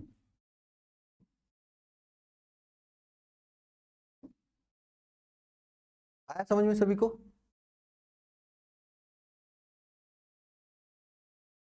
कौन फोन कर रहा है यार? हेलो, आया समझ में सभी को? बताओ।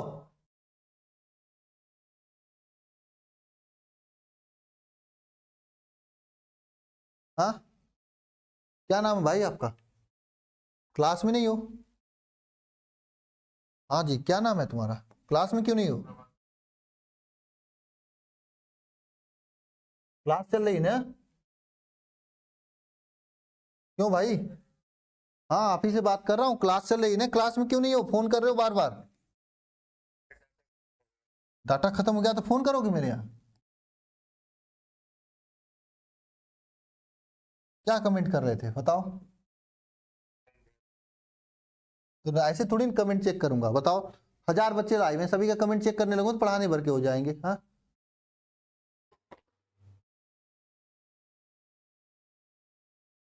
बताओ, हो गया? 5 नंबर में पूछता, 5 नंबर में स्टेटमेंट स्टेटमेंट बोला दीजिएगा। माना परिनालिका n फेरों की संख्या है, ये परिनालिका में, यहां पर रहेगा में, परिनालिका में n फेरों की संख्या है, ABCD की लंबाई x है। किसकी बात कर रहा हूं मैं? यह जो ABCD है इसकी लंबाई x माना हूं मैं, ठीक है ना, x है। तब कुल फेरों की संख्या कितना हो जाएगा? NX हो जाएगा। प्रत्येक फेरों में आई धारा बढ़ रही है तो कुल धारा कितना हो जाएगा? NXI हो जाएगा। तो B equal to mu NI, ये प्रूफ हो गया, ठीक है। ये तो प्रूफ करना था। बस भाई अब होने ही वाला है, कुछ नहीं, आज इसको कंप्लीट करके सोएंगे हम लोग, ठीक है। चैप्टर नंबर 4 मैं पूरा करा दूंगा, ठीक है। आज बहुत ज्यादा नहीं है, अब लास्ट बचा हुआ है बस ये। एक समान चुंबकीय क्षेत्र में धारावाही लूप लटकाया गया तो इस लूप पर लगने वाला बल युग्म आघूर्ण का सूत्र ज्ञात कीजिए।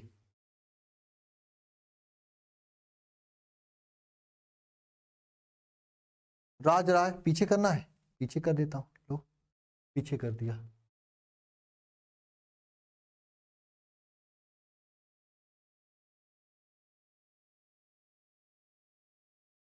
लू बटा दू जो होता है ये किनारों पे चुंबकीय क्षेत्र की तीव्रता, किनारों पे चुंबकीय क्षेत्र की तीव्रता होती है, जो कि आपसे पूछा ही नहीं है।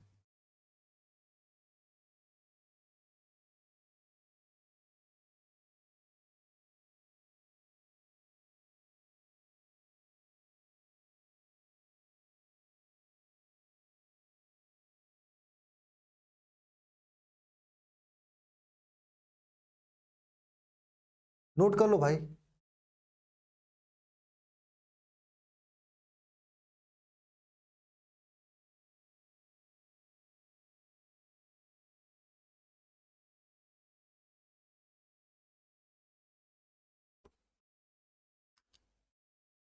10:27 हो गया।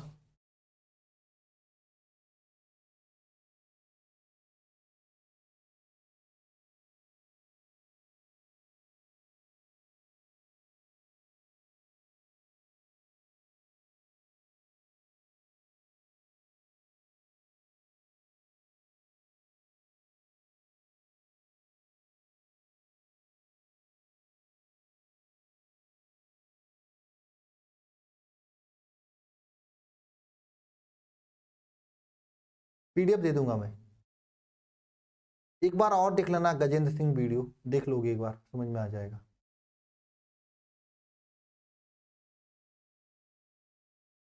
जनवरी के समय में कोई डाउट क्लास नहीं लिया जाता है।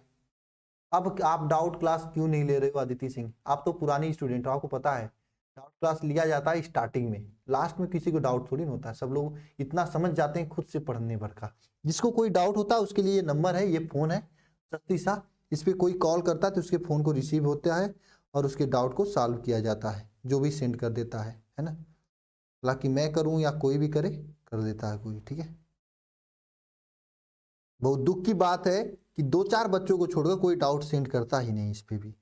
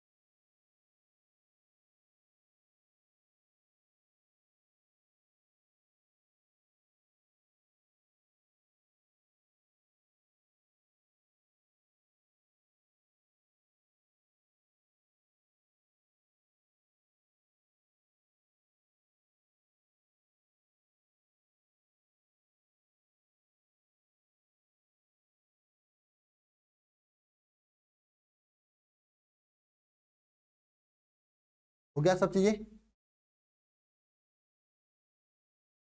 लास्ट क्वेश्चन किया जाए। लास्ट क्वेश्चन में लास्ट लॉन्ग क्वेश्चन है, इसके बाद सबके सब 60 क्वेश्चन है, ठीक है। हो जाएगा फटाफट, ठीक है। इसे कंप्लीट करने के बाद ये चैप्टर कंप्लीट हो जाएगा, ठीक है। पढ़ते हैं, करते हैं, ठीक है। एक समान चुंबकीय क्षेत्र में धारावाही लूप लटकाया गया तो लूप पे कार्य करने वाला बल आघूर्ण ज्ञात करना। वही बल आघूर्ण tau is equal to BI/NA, BI/NA, बिना साइन थीटा वाला प्रूफ करेंगे, ठीक है। यही बल आघूर्ण प्रूफ करेंगे, ठीक है ना। इसी को प्रूफ करेंगे हम लोग ना। कैसे होगा ध्यान देना।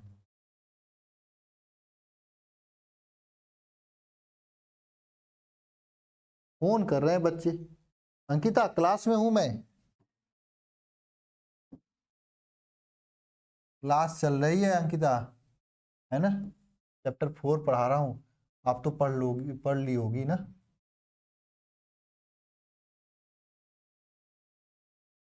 देखो क्या है, मैं गलती से, ठीक है। देखो इसमें क्या है, एक समान, प्रश्न को पढ़ो ध्यान से सभी लोग। एक समान चुंबकीय क्षेत्र में धारावाही लूप लटकाया गया है तो लूप पर कार्य लगने वाले बल युग्म का मान आपको ज्ञात करना है। देखो एक समान ये चुंबकीय क्षेत्र है,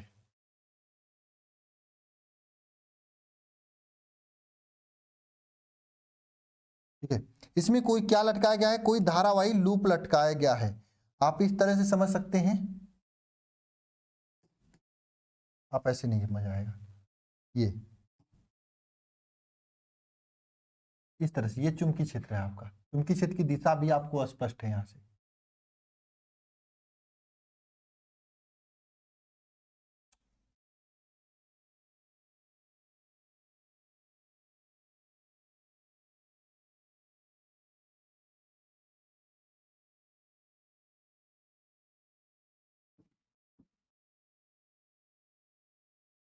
ये चुंबकीय क्षेत्र है एक समान। देखो इसमें एक क्या लटकाया गया है, एक धारावाही लूप लटकाया गया है। सर लूप क्या होता है, मैं बता रहा हूं लूप क्या होता है, ध्यान देना। तरीके से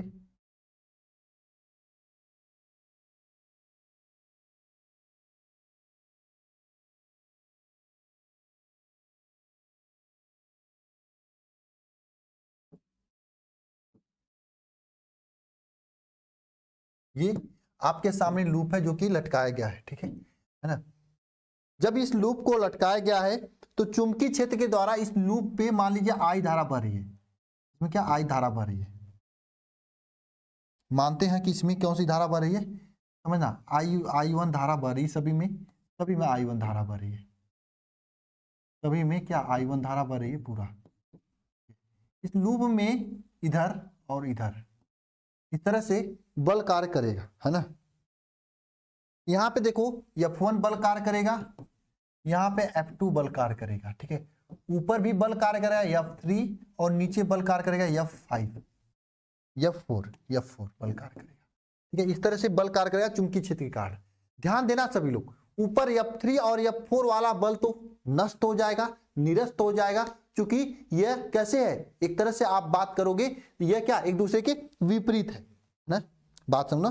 तो यहाँ पे इसको हम ABCD लिख सकते हैं, ये A है, ये B है, ये C है, ये D है, ठीक है। AB ऐसे मत रखो, ऐसे मत लिखो, ऐसे लिखोगे तो मजा नहीं देता है, ठीक है। ये इसको B मानो, इसको C मानो, इसको D मानो, एक साइड से रहेगा तो बढ़िया, ABCD, ठीक है। तो ध्यान देना आपको यहाँ पे इस पे इसका चुंबकीय क्षेत्र B है, यहाँ पे लिखना, माना एक धारावाही लूप है जिसमें क्या हो रहा है, जिसमें I धारा प्रवाहित हो रहा है, जिसमें क्या I धारा प्रवाहित हो रहा है, जिसमें I धारा प्रवाहित हो रहा है, ठीक है ना, जिसमें क्या I धारा प्रवाहित हो रही है, ABCD, ठीक है ना, I धारा प्रवाहित हो रही है, ठीक है। और चुंबकीय क्षेत्र लिख देना, जो कि चुंबकीय क्षेत्र B में रखा गया है, चुंबकीय क्षेत्र B में रखा गया है, जो कि चुंबकीय क्षेत्र B में रखा गया है। अब ध्यान देना, बहुत आसानी से बात बनेगी, है ना। चुंबकीय क्षेत्र B में रखा गया है, AD तथा ये नीचे वाले भुजा क्या है, BC पर F3 तथा F4 बल कार्य कर रहा है, जो कि एक दूसरे के क्या है, विपरीत है भाई। ये दोनों बल क्या है, एक दूसरे के विपरीत है, जो कि एक दूसरे के विपरीत है, जो कि एक दूसरे के विपरीत है, जो कि एक दूसरे को क्या करेगा, एक दूसरे को निरस्त कर देगा, जो कि एक दूसरे को क्या कर देगा, निरस्त कर देगा। AB और CD, F3 और F4 जो बल कार्य कर रहा है एक दूसरे के विपरीत है, और एक दूसरे को ये क्या कर देगा, निरस्त कर देगा। बात समझ में आई कि नहीं आई, इतनी बात समझ में आई कि नहीं आई। हाँ, एग्जाम में बिना फिगर बनाए लिखोगे तो काम घबरा जाएगा, ठीक है। अब ध्यान देना सभी लोग, ठीक है। अब बात करते हैं AB और DC भुजा AB तथा AD, नहीं क्या, DC पर क्रमशः F1 तथा F2 बल कार्य कर रहा है, F1 तथा F2 बल कार्य कर रहा है, क्या कर रहा है, F1 तथा F2 बल कार्य कर रहा है ना। जिसमें F1 का मान क्या होगा बताओ, F1 का मान क्या होगा, F1 इज इक्वल टू क्या होगा, IBL साइन थीटा ना, क्या होगा, I1BL। अब देखो साइन थीटा नहीं लिखेंगे, क्योंकि साइन यहाँ पे ये 90 अंश का कोण बना रहा है चुंबकीय क्षेत्र के अंदर, इसलिए साइन 90 रखेंगे, ठीक है। क्यों 90 रखा, क्योंकि चुंबकीय क्षेत्र के साथ यहाँ पे लिख देना, क्योंकि चुंबकीय चुंबकीय क्षेत्र के साथ 90 अंश का कोण है, कोण बना रहा है ये, इसलिए 90 रखा। ठीक है, अब देखा इसी तरह से इस पे कार्य करने वाला F2 भी हो जाएगा। F2 का मान क्या हो जाएगा, आई बी एल साइन 90 हो जाएगा। अब देखो बाबू कुछ नहीं करना है, साइन 90 का वैल्यू आप लोग जानते हो क्या होता है, साइन 90 का वैल्यू 1 होता है, तो यहाँ पे 1 रखेंगे। तो आगे ध्यान देना है, यहाँ पे F1 बराबर I1BL हो जाएगा, F2 बराबर I2, F2 बराबर क्या हो जाएगा, F2 बराबर I1BL हो जाएगा। ये दोनों का वैल्यू सेम रहेगा। ठीक है, अब कुछ नहीं करना है, यल इसकी लंबाई है। ठीक है, यल क्या है, इसकी लंबाई है।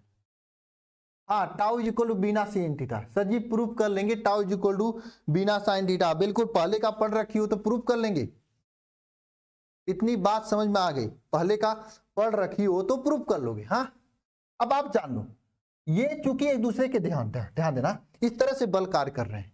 देखो ये इसको देखो, ये नीचे खींच रही है और इधर से ये ऊपर खींच रही है, ऐसे ऐसे ऐसे जब भी बल कार्य करता है तो यहाँ पे एक प्रत्यानयन बल कार्य करता है, और वो प्रत्यानयन बल को बल आघूर्ण कहा जाता है। क्या कहा जाता है, बल आघूर्ण कहा जाता है। क्योंकि आप लिख लेना भाई, क्योंकि F1 तथा F2 बल एक दूसरे के विपरीत है, और यह एक क्या बना रहे, प्रत्यानयन बल आघूर्ण का निर्माण कर रहे हैं।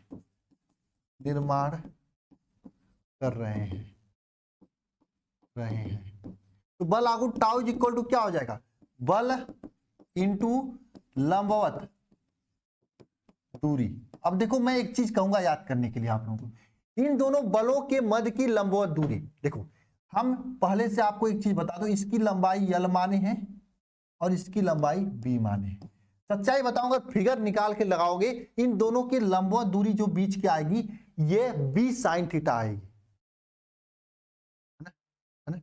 इनकी लंबवत दूरी क्या आ जाएगी, B साइन थीटा। यह आएगी, कहो तो मैं निकाल के दिखा दूं, नहीं तो आप वैसे मैं छोड़ो तो छोड़ ही देता हूं। तो यहाँ पे बल क्या है, बल आपका टाउ इज इक्वल टू बल हो जाएगा क्या, ये बल लिख दो I1BL, और लंबवत दूरी क्या, B साइन थीटा। ठीक है भाई, सर ये B साइन थीटा लंबवत दूरी कहां से लिख दिया आपने, क्योंकि हमने निकाला है। कैसे निकाला है, देखो भाई मैं निकाल के दिखा देता हूं।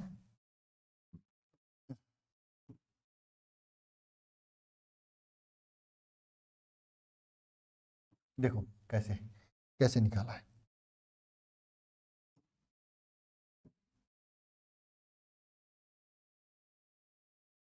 ये देखो इस तरह से है आपका ना, इस तरह से है, इस पे दो बल कार्य कर रहे हैं ना। ये एक तो इस पे इस तरह से, देखो इस तरह से एक त्रिभुज का निर्माण करेगा। सर ये क्या बना रहे हैं, देखो मैं ये वाला भाग ले रहा हूं, ये इतना भाग ले रहा हूं बस। ठीक है, बात समझ में आई, तो ऐसे लेंगे। तो यहाँ पे ध्यान देना, इसकी लंबाई तो B है, आप लोगों को मैंने बताया चौड़ाई B है ना, और ये लंबाई क्या है, L है। ठीक है, और आपको चाहिए क्या, इनके बीच की लंबवत दूरी, ये इनके बीच की लंबवत दूरी चाहिए। इस त्रिभुज में आप इनके बीच की क्या चाहिए आपको, लंबवत दूरी चाहिए, है ना। बताओ,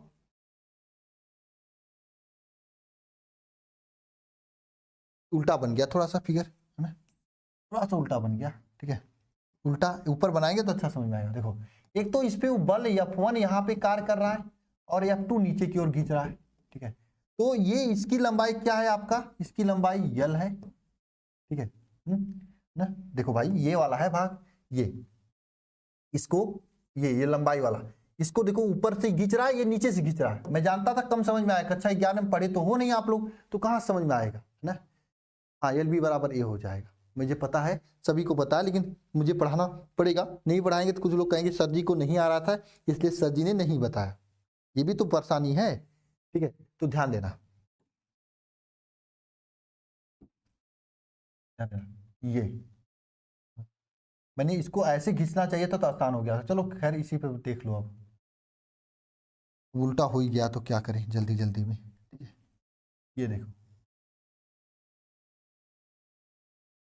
ये इस तरह से बनाएगा, ठीक है। तो आपको बीच की लंबवत दूरी चाहिए आया, बीच का लंबवत दूरी मतलब यही चाहिए, यही। तो इसकी चौड़ाई जो है आपको पता है बी है, तो यहाँ पे अगर थीटा कोण होगा तो यहाँ पे थीटा कोण होगा तो यहाँ पे साइन थीटा लगाओगे तो लंब बटे कर्ण, तो यहाँ पे क्या हो जाएगा बी साइन थीटा, इसकी लंबाई आ जाएगी, ठीक है। ये तो बी साइन थीटा मैंने लिखा है। अब आपको क्या होगा, टाउ इज इक्वल टू क्या हो जाएगा, यल आई वन बी, देखो यल इंटू बी, इसका वैल्यू ए होता था, ए साइन थीटा हो जाएगा। ये तो प्रूफ हो गया सर, बिल्कुल प्रूफ हो गया। यहाँ पे जो वैल्यू आया है टाउ का वैल्यू लिखेंगे क्या, टाउ इज इक्वल टू आया आई ए बी साइन थीटा आया। यदि यहां पे लिखना है, यदि फेरों की संख्या क्या हो, कैपिटल एन हो, तो क्या हो जाएगा टाउ का value I A B N का गुणा हो जाएगा साइन थीटा हो जाएगा। ये तो प्रूफ करना था आपको। आपको एग्जाम में दिक्कत ना हो इसलिए सीधे याद कर लेना, लंबवत दूरी बी साइन थीटा होता है। और यही सेम प्रूफ,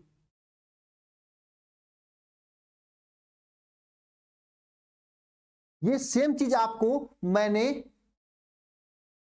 पीछे एक बार प्रूफ कर चुके हो। कब, tau is equal to A B sine theta वाले में, यहां पे tau is equal to B sine theta हो जाएगा। क्या क्या हो जाएगा, है ना, बी साइन थीटा हो जाएगा। एक चीज मैं एक्स्ट्रा में बताना चाहता हूं, आप लोग वैद्युत चैप्टर में, वैद्युत, देखो ये मैं एक्स्ट्रा में बता रहा हूं, वाले में पढ़े हो टाउ इज इक्वल टू क्या, tau is equal to P E sine theta पढ़े हो ना, पढ़े हो ना, tau is equal to P sine theta पढ़े हो। तो यहां पे हम लोग क्या पढ़े, tau is equal to I N A B sine theta पढ़े। देखो हम लोग क्या करते हैं, आई एन ए जो है, ये आई एन ए जो है इसको हम लोग यम मान लेते हैं। क्या, यम। जैसे इसको हम लोग कहते हैं क्या, वैद्युत द्विध्रुव आघूर्ण, ठीक है। इसी तरह से इस यम को कहते हैं चुंबकीय द्विध्रुव आघूर्ण, ठीक है। ये कहते हैं यम को क्या कहते हैं, चुंबकीय द्विध्रुव आघूर्ण कहते हैं। तो यहां से सेम तरीके से एक फार्मूला निकल कर आता है, tau is equal to M M B sine theta ना, जैसे tau is equal to B sine theta उसी तरह tau is equal to M B sine theta. परीक्षा में बहुत बार पूछा जाता है tau is equal to M cross B के नाम से, तो एम क्रॉस बी लिख सकते हो आप इसे, ठीक है। जैसे टाउ इज इक्वल टू यहां पे जिस तरह से आप लोग लिखते हो tau is equal to P cross E, उसी तरीके से इसे tau is equal to M B cross E लिख सकते हो ना। अच्छा, परीक्षा में बहुत बार पूछता है आपके कि ये जो यम है चुंबकीय द्विध्रुव आघूर्ण, चुंबकीय द्विध्रुव आघूर्ण, ठीक है।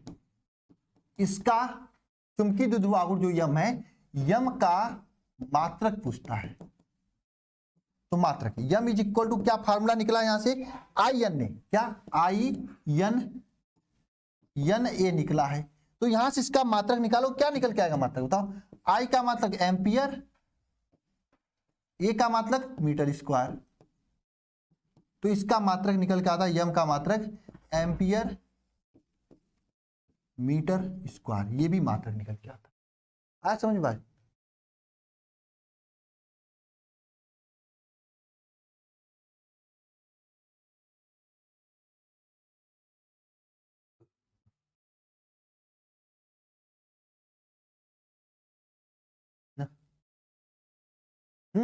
सेम मैंने वहां से तुलना करके बता दिया। ये मात्रक भी ऑब्जेक्टिव में बहुत पूछता है, इसे देख लेना आप, ठीक है।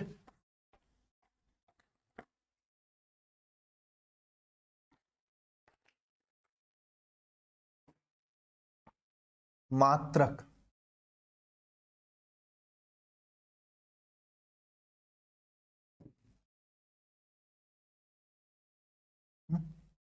ये पूछता है इसका मात्रक। ठीक है, आज समझ में बात सभी को? आदित्य खाना बनाना, आज मैं भी खाना नहीं खाया, आप भी मत खाओ, 11 बजे तक पढ़ाऊंगा मैं। ठीक है, ये समझ में आया सभी को? बताओ, ये समझ में आया? तो मैं किसी धारावाही चालक को वोल्ट मीटर के रूप में, मीटर तथा वोल्ट मीटर के रूप में कैसे रूपांतरित करते हैं, ये हम लोग पढ़े। अब आ गया समझ में? इतना इसे कर लोगे ना। इसके आगे की जो चीजें हैं ध्यान देना, इसके आगे की जो चीजें मैं एक्स्ट्रा में बताया हूं, ये मैं क्लास में नहीं बताया था, इसलिए यहां पे बताया हूं। इसके आगे की चीजें, ठीक है ना, इसके आगे की चीजें एक्स्ट्रा में बताया हूं। रंजीत कॉल कर लेना, सीयूटी के बारे में बता देंगे कभी, और ज्वाइन कर लो बैच को सभी लोग सीयूटी वाले। ठीक है, चलो यहाँ पे किसी धारावाही चालक के की अमीटर तथा वोल्टमीटर के रूप में रूपांतरण कैसे करते हैं, ये आपको बताने जा रहे हैं। देखो, धारावाही चालक का अमीटर के रूप में रूपांतरण कैसे होता है। धारावाही चालक के समांतर में एक अल्प प्रतिरोध जोड़कर हम लोग इसे अमीटर के रूप में रूपांतरित कर देते हैं। क्या कहते हैं, कोई धारावाही चालक है ना, धारा मापी के समांतर क्रम में एक अल्प प्रतिरोध जोड़ के उसे अमीटर के रूप में चेंज कर देते हैं। जैसे कोई धारा, ये क्या है, गैल्वेनोमीटर है, धारा मापी है। ठीक है, ये गैल्वेनोमीटर है, धारा मापी जी। ठीक है, ये गैल्वेनोमीटर है, धारा मापी है। इसमें ये आईजी धारा बह रही है, आईजी धारा बह रही है। इसके समांतर क्रम में, ये समांतर क्रम में, यहां पे समांतर क्रम में एक अल्प प्रतिरोध, जिसे हम लोग शंट कहते हैं। Yes yes, shunt, shunt, shunt अल्प प्रतिरोध जिसे शंट कहते हैं, समांतर क्रम में, किसमें, देखो भाई, समांतर क्रम में जोड़कर अमीटर में बना देते हैं। अब देखो, शंट प्रतिरोध का अमीटर का परास पे निर्भर करता है। ठीक है, नेक्स्ट पॉइंट ध्यान देना सभी लोग। आदर्श अमीटर का जो आदर्श, यहां पे आदर्श रहेगा, अमीटर का जो प्रभावी प्रतिरोध होता है ये शून्य होता है, ये पूछा जाता है एग्जाम में। ठीक है, और धारा मापी में आवश्यक शंट के रूपांतरण के लिए आवश्यक शंट जो लगता है, आवश्यक जो शंट लगता है, उस शंट यश का मान जो होता है, क्या होता है, देखो, यदि धारा मापी में, क्या, अगर धारा मापी में आईजी धारा प्रवाहित हो रही है, धारा मापी में क्या प्रवाहित हो रही है, आईजी, तो यहां पे अगर, यहां पे कौन सी धारा प्रवाहित होगी बताओ? बताओ भाई। देखो, यहां पे स्टार्टिंग में ध्यान देना सभी लोग, जो ध्यान देगा उसको एक बार सुनो। यहां पे आई धारा है, धारा मापी में आईजी प्रवाहित हो चुकी, तो आई में से आईजी निकाल दें, आई में से आईजी निकाल दें, वही तो धारा इसमें जाएगी, फिर लास्ट में निकल जाएगी आईजी। आई यहां से घुसे हैं 10 लोग, 2 लोग इधर चले गए तो 8 ही लोग तो नीचे जाएंगे, 2 लोग इधर चले गए तो 10 लोग, यहां से 10 लोग घुसे, 2 लोग उधर चले गए तो बचेंगे 8 लोग जो कि नीचे चले जाएंगे, है ना। ठीक है, बात समझ में आई, है ना, ये होता है। ठीक है, बात समझ में आई यहाँ पे। तो यहाँ पे यश का मान क्या हो जाएगा, तो शंट का मान कैसे ज्ञात करते हैं, इस शंट का मान ज्ञात करने का फार्मूला होता है, हालांकि पहले मैंने आपको इसे प्रूव करके सिखाया था, IG upon I minus IG into capital G, ये फार्मूला होता है। ठीक है, इस शंट का मान इस फार्मूले से हम लोग ज्ञात कर सकते हैं, जहां पे IG क्या है, धारा मापी में प्रवाहित धारा, I क्या है, कुल धारा है, और G क्या है, धारा मापी कुंडली का प्रतिरोध है। ठीक है, तो आदर्श अमीटर का जो प्रतिरोध होता है ये शून्य होता है, धारा मापी को अमीटर में परिवर्तित करने के लिए आवश्यक शंट का मान S equal to IG upon I minus IG होता है। अगर बात करें धारा मापी को वोल्ट मीटर के रूप में कैसे परिवर्तित करते हैं, धारा मापी को वोल्ट मीटर में परिवर्तित करने के लिए श्रेणी क्रम में, देखो, अब मीटर में परिवर्तित करने के लिए यहां पे मैंने लिखवा था समांतर क्रम में, अब वोल्ट मीटर में परिवर्तित करने के लिए किसमें भाई, श्रेणी क्रम में उच्च प्रतिरोध करते हैं। यहाँ पे समांतर क्रम में अल्प प्रतिरोध लगा रहे थे, इस बात को जानना, अल्प प्रतिरोध लगा रहे थे, यहाँ पे श्रेणी क्रम में क्या लगाते हैं, उच्च प्रतिरोध लगाते हैं, उच्च प्रतिरोध लगा दिया जाता है। यह जो उपकरण होता है वोल्ट मीटर कहलाता है। वोल्ट मीटर किन्हीं 2 बिंदुओं के बीच का विभवांतर मापता है ना, और आदर्श वोल्ट मीटर का जो प्रतिरोध होता है ये कितना होता है, अनंत होता है, इस बात को ध्यान रखना। और धारा मापी को वोल्ट मीटर में परिवर्तित करने के लिए शंट जो प्रयोग करते हैं, शंट कैसा प्रयोग करते हैं, शंट देखो पहले इसको हम वोल्ट मीटर में परिवर्तित करने के लिए हम लोग किसमें लगाएंगे, श्रेणी क्रम में प्रतिरोध लगाएंगे। देखो यह आपका गैल्वेनोमीटर हो गया धारा मापी, इसके श्रेणी क्रम में अगर यहाँ पे उच्च प्रतिरोध लगा दिया जाए तो यहाँ पे हम लोग क्या कर लेंगे, इसका क्या कर लेंगे, धारा माप लेंगे, क्या लेंगे, धारा माप कर लेंगे, है ना। बात समझ में आ रही है ना, यहाँ पे धारा माप ज्ञात कर लेंगे, ठीक है ना। अगर मान लो एक तरह से क्या मानने सर, बता रहे हैं क्या मानना है,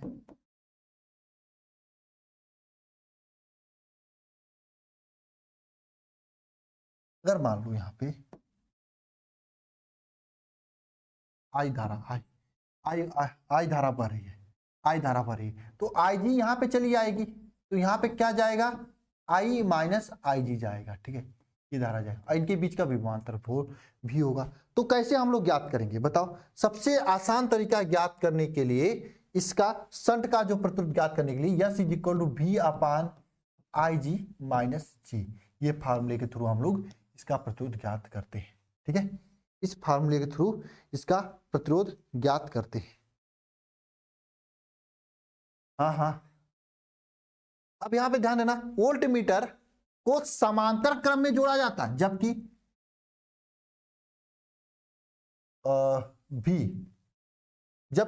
अमीटर के लिए श्रेणी क्रम में अमीटर को जोड़ा जाता है, ठीक है ना। जबकि यहां पे क्या रहेगा, मैम बहुत गलती करती हैं, अमीटर होगा, अमीटर यहां पे एक बस बढ़ा दें, अमीटर को श्रेणी क्रम में जोड़ा जाते हैं या जोड़ते हैं, किसमें I1 प्लस I2 हो जाएगा, एक मिनट राज किसमें I1 प्लस I2 हो जाएगा, कैसे, इसमें I1 प्लस I2 कैसे हो जाएगा, देखो यहां से 10 लोग निकले जा रहे हैं अंदर, 2 लोग ऊपर चले गए तो 8 ही लोग नीचे जाएंगे ना, 10 में से 2 घटाओगे 8 ही लोग नीचे जाएंगे, वही तो बात है। तो मैं कब तक क्लास चलेगी, मैं आज जब तक इसे खत्म नहीं कर लूंगा तब तक क्लास चलाऊंगा, ठीक है, ये हो गया है ना, यहां तक क्लियर है सभी को। आगे चले, आगे देखो धारा मापी की सुग्राह्यता तथा वोल्ट मीटर की सुग्राह्यता से क्या तात्पर्य है, एक क्वेश्चन, दूसरा क्या लारेंज बल पर टिप्पणी लिखना है चुंबकीय क्षेत्र पर, ठीक है, ये लारेंज बल चुंबकीय क्षेत्र और चुंबकीय द्विध्रुव आघूर्ण क्या है, मात्रक तथा बीमा लिखिए। ये चुंबकीय द्विध्रुव आघूर्ण तो मैंने बता दिया, अभी आपको क्या होता है, ये 2 क्वेश्चन मैं होमवर्क देने वाला हूँ। चुंबकीय द्विध्रुव आघूर्ण m is equal to N I A होता है, ये मैंने बता दिया आपको। इसका मात्रक क्या होता है मैंने आपको बता दिया, कैसे मात्रक निकालते हैं, क्या एम्पियर मीटर स्क्वायर इसका मात्रक होता है, एम्पियर मीटर स्क्वायर इसका मात्रक होता है ना।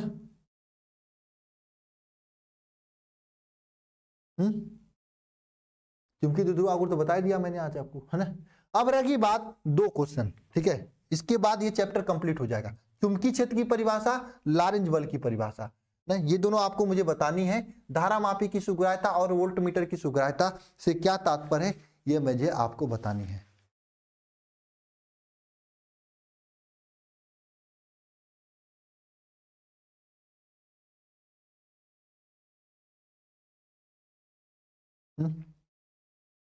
धारा मापी की सुग्राह्यता किसे कहते हैं बताओ,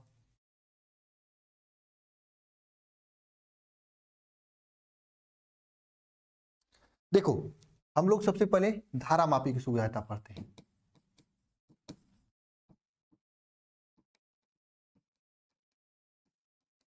एक लिए लाइन का डिफिनेशन है, बहुत आसान भी है, ठीक है। क्या होता है धारा मापी की सुग्राह्यता, देखो अगर हम खींच कर एक तमाचा आपको मार दें तो आपकी गाल ऐसे हो जाएगा, लड़कियों का गाल होगा तो पीछे घूम जाएगा, है ना, लड़कों का मैं थोड़ा हाँ लड़के थोड़ा मार को सह लेते हैं, इसलिए मैक्सिमम कॉलेज के टीचर जो है लड़कियों को कम मारते हैं, लेकिन लड़कियों को घींच के मारना चाहिए। हमारे पास अगर बैठे तो उनको डंडे से मारूंगा, गोजी ला के मार, ठीक है, समझे, है ना। हालांकि ये बात मजाक है, ठीक है। हाँ, शिखर बैच में फिजिक्स पूरा डिटेल में पढ़ाया है, वरदान बैच है ना, इसमें कम समय था हमारे पास। इस चैप्टर को 15 लेक्चर 15 घंटे में पढ़ाया था शिखर बैच में। ये चैप्टर आपको 3 घंटे 4 घंटे में कंप्लीट कर दिया। सोचो कितना शॉर्टकट में आपको पढ़ाया गया। ये जो चैप्टर अकेले 15 घंटे में शिखर बैच में पढ़ाया गया, तो वह 3 घंटे 4 घंटे में पढ़ा दिया आपको, है ना, 5 घंटे में। तो 3 गुना कम किया, शॉर्टकट किया मैंने, ठीक है। देखो धारामापिक सुगहयता क्या होती है। कुंडली में प्रवाहित प्रति एकांक धारा पर उत्पन्न विक्षेप को धारामापी की सुग्राह्यता कहते हैं। उत्पन्न विक्षेप के बराबर होती धारामापी की सुग्राह्यता। किसी कुंडली में एकांक धारा प्रवाहित करें तो उस कुंडली में जो उत्पन्न विक्षेप होता है उसी को धारामापी की सुग्राह्यता कहते हैं। लिखना, किसी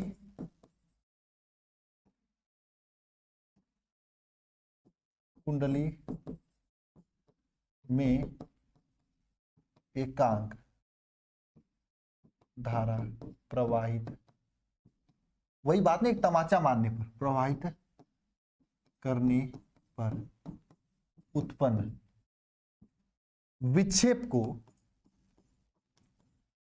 को क्या कहते हैं, धारा मापी की सुग्राह्यता कहते हैं। धारामापी की सुग्राह्यता कहते हैं। उत्पन्न विक्षेप को क्या कहते हैं, धारामापी की सुग्राह्यता कहते हैं। एकांक धारा प्रवाहित करने पर, हाँ, तब तक तोड़ेंगे नहीं, तब तक छोड़ेंगे नहीं, है ना, वही बात है, ठीक है। प्रवाहित करने पे तो उत्पन्न विक्षेप को धारामापी की सुग्राह्यता कहते हैं। धारामापी, धारा सुग्राह्यता IS is equal to formula होता है, क्या होता है, N AB/C होती है, ये फार्मूला होता है। IS is equal to formula क्या है, N AB/C होती है, ये फार्मूला होता है धारा सुग्राह्यता।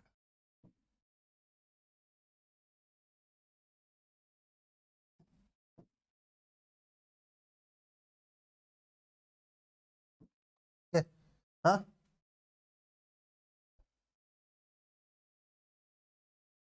यहाँ पे लिखना है तो लिख दीजिए, यहाँ पे N क्या है, N फेरों की संख्या है, A क्या है, क्षेत्रफल है, B क्या है, चुंबकीय क्षेत्र है, और C क्या है, मरोड़ दृढ़ता होती है, ठीक है, दृढ़ता है ना।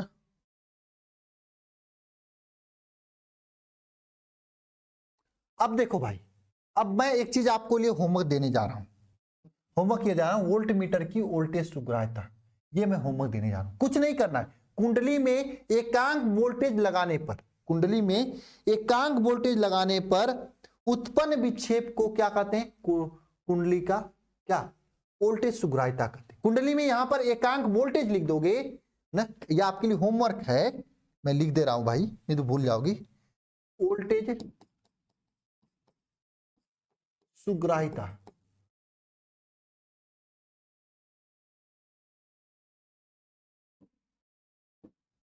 वोल्टेज सुग्राह्यता, ये आपके लिए जो है क्या, होमवर्क है, ठीक है। बस आपको कुछ नहीं करना है, परिभाषा वही है, कुंडली में एकांक वोल्टेज लगाने पर उत्पन्न विक्षेप को वोल्टेज सुग्राह्यता कहते हैं, ये परिभाषा हो जाएगी। लारेंज बल भी आपका होमवर्क है, ये दोनों क्वेश्चन आपका होमवर्क है। लारेंज बल, चुंबकीय क्षेत्र की परिभाषा, मैं उम्मीद करता हूं आप कर लोगे। अब मैं इतना लिख की गारंटी दे रहा हूं, अगर आपने सभी लॉन्ग क्वेश्चन, सभी 60 क्वेश्चन कर लिया तो आपके एग्जाम में कोई ऐसा क्वेश्चन नहीं रहेगा जो आएगा और आप नहीं कर पाओगे, ठीक है। ये डेरिवेशन वाला लॉन्ग क्वेश्चन, लघु उत्तरीय प्रश्न, सब के सब चीजें कंप्लीट हो गया। अब इसका बहुविकल्पी प्रश्न है, कल मैं चैप्टर नंबर 5 स्टार्ट करूंगा। हो सकता है मुझे संडे तक कहीं जाना हो, अगर जाऊंगा तो नगेंद्र सर पढ़ाएंगे इसे, है ना, और नहीं जाऊंगा तो मैं ही पढ़ाऊंगा।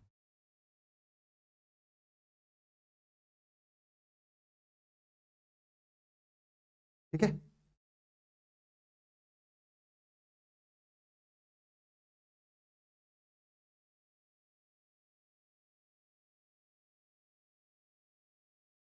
हाँ ठीक है। और आपका सिलेबस लमसम कंप्लीट हो चुका है। न्यूमेरिकल करवा देंगे, नगेंद्र सर करवा देंगे या मैं ही करवा दूंगा, ठीक है ना। पहले नया चैप्टर स्टार्ट करता हूं, ठीक है।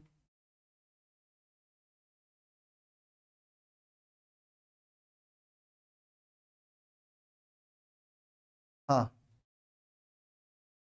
शिखर बैच में मैं बहुत समय था, उसमें अच्छे से पढ़ाया गया था, ठीक है। न्यूमेरिकल कराया जाएगा, न्यूमेरिकल आपको क्लास में भी करवाया जाएगा, 1 शॉट भी दिलवाऊंगा न्यूमेरिकल का, परेशान मत हो।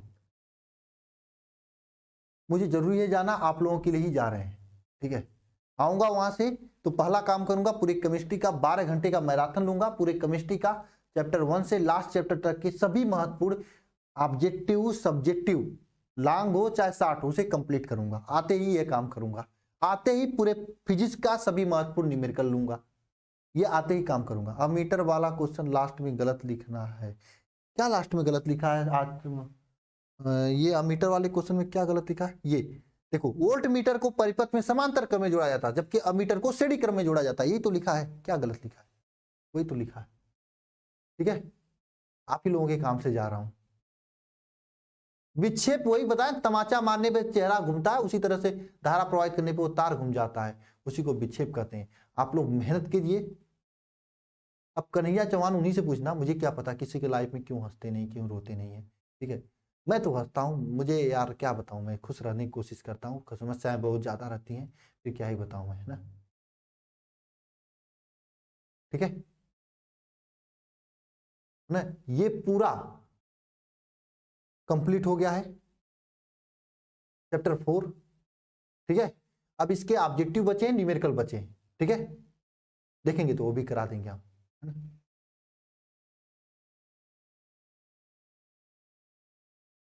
ठीक है, ओके। सभी को गुड नाइट। मैं पीडीएफ सेव कर लूं, कल मैं पीडीएफ इसका भी सेंड करूंगा, इंग्लिश का भी।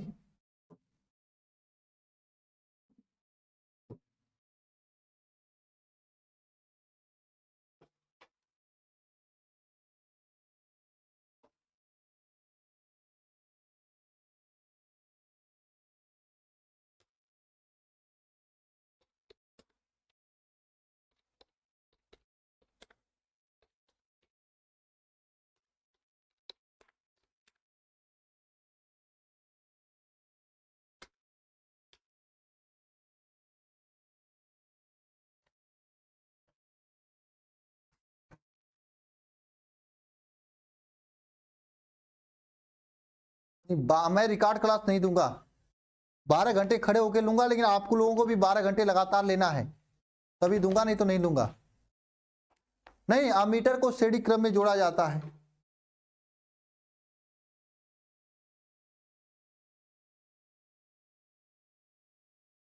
हो गया सेव, चलो क्लास को एंड करते हैं।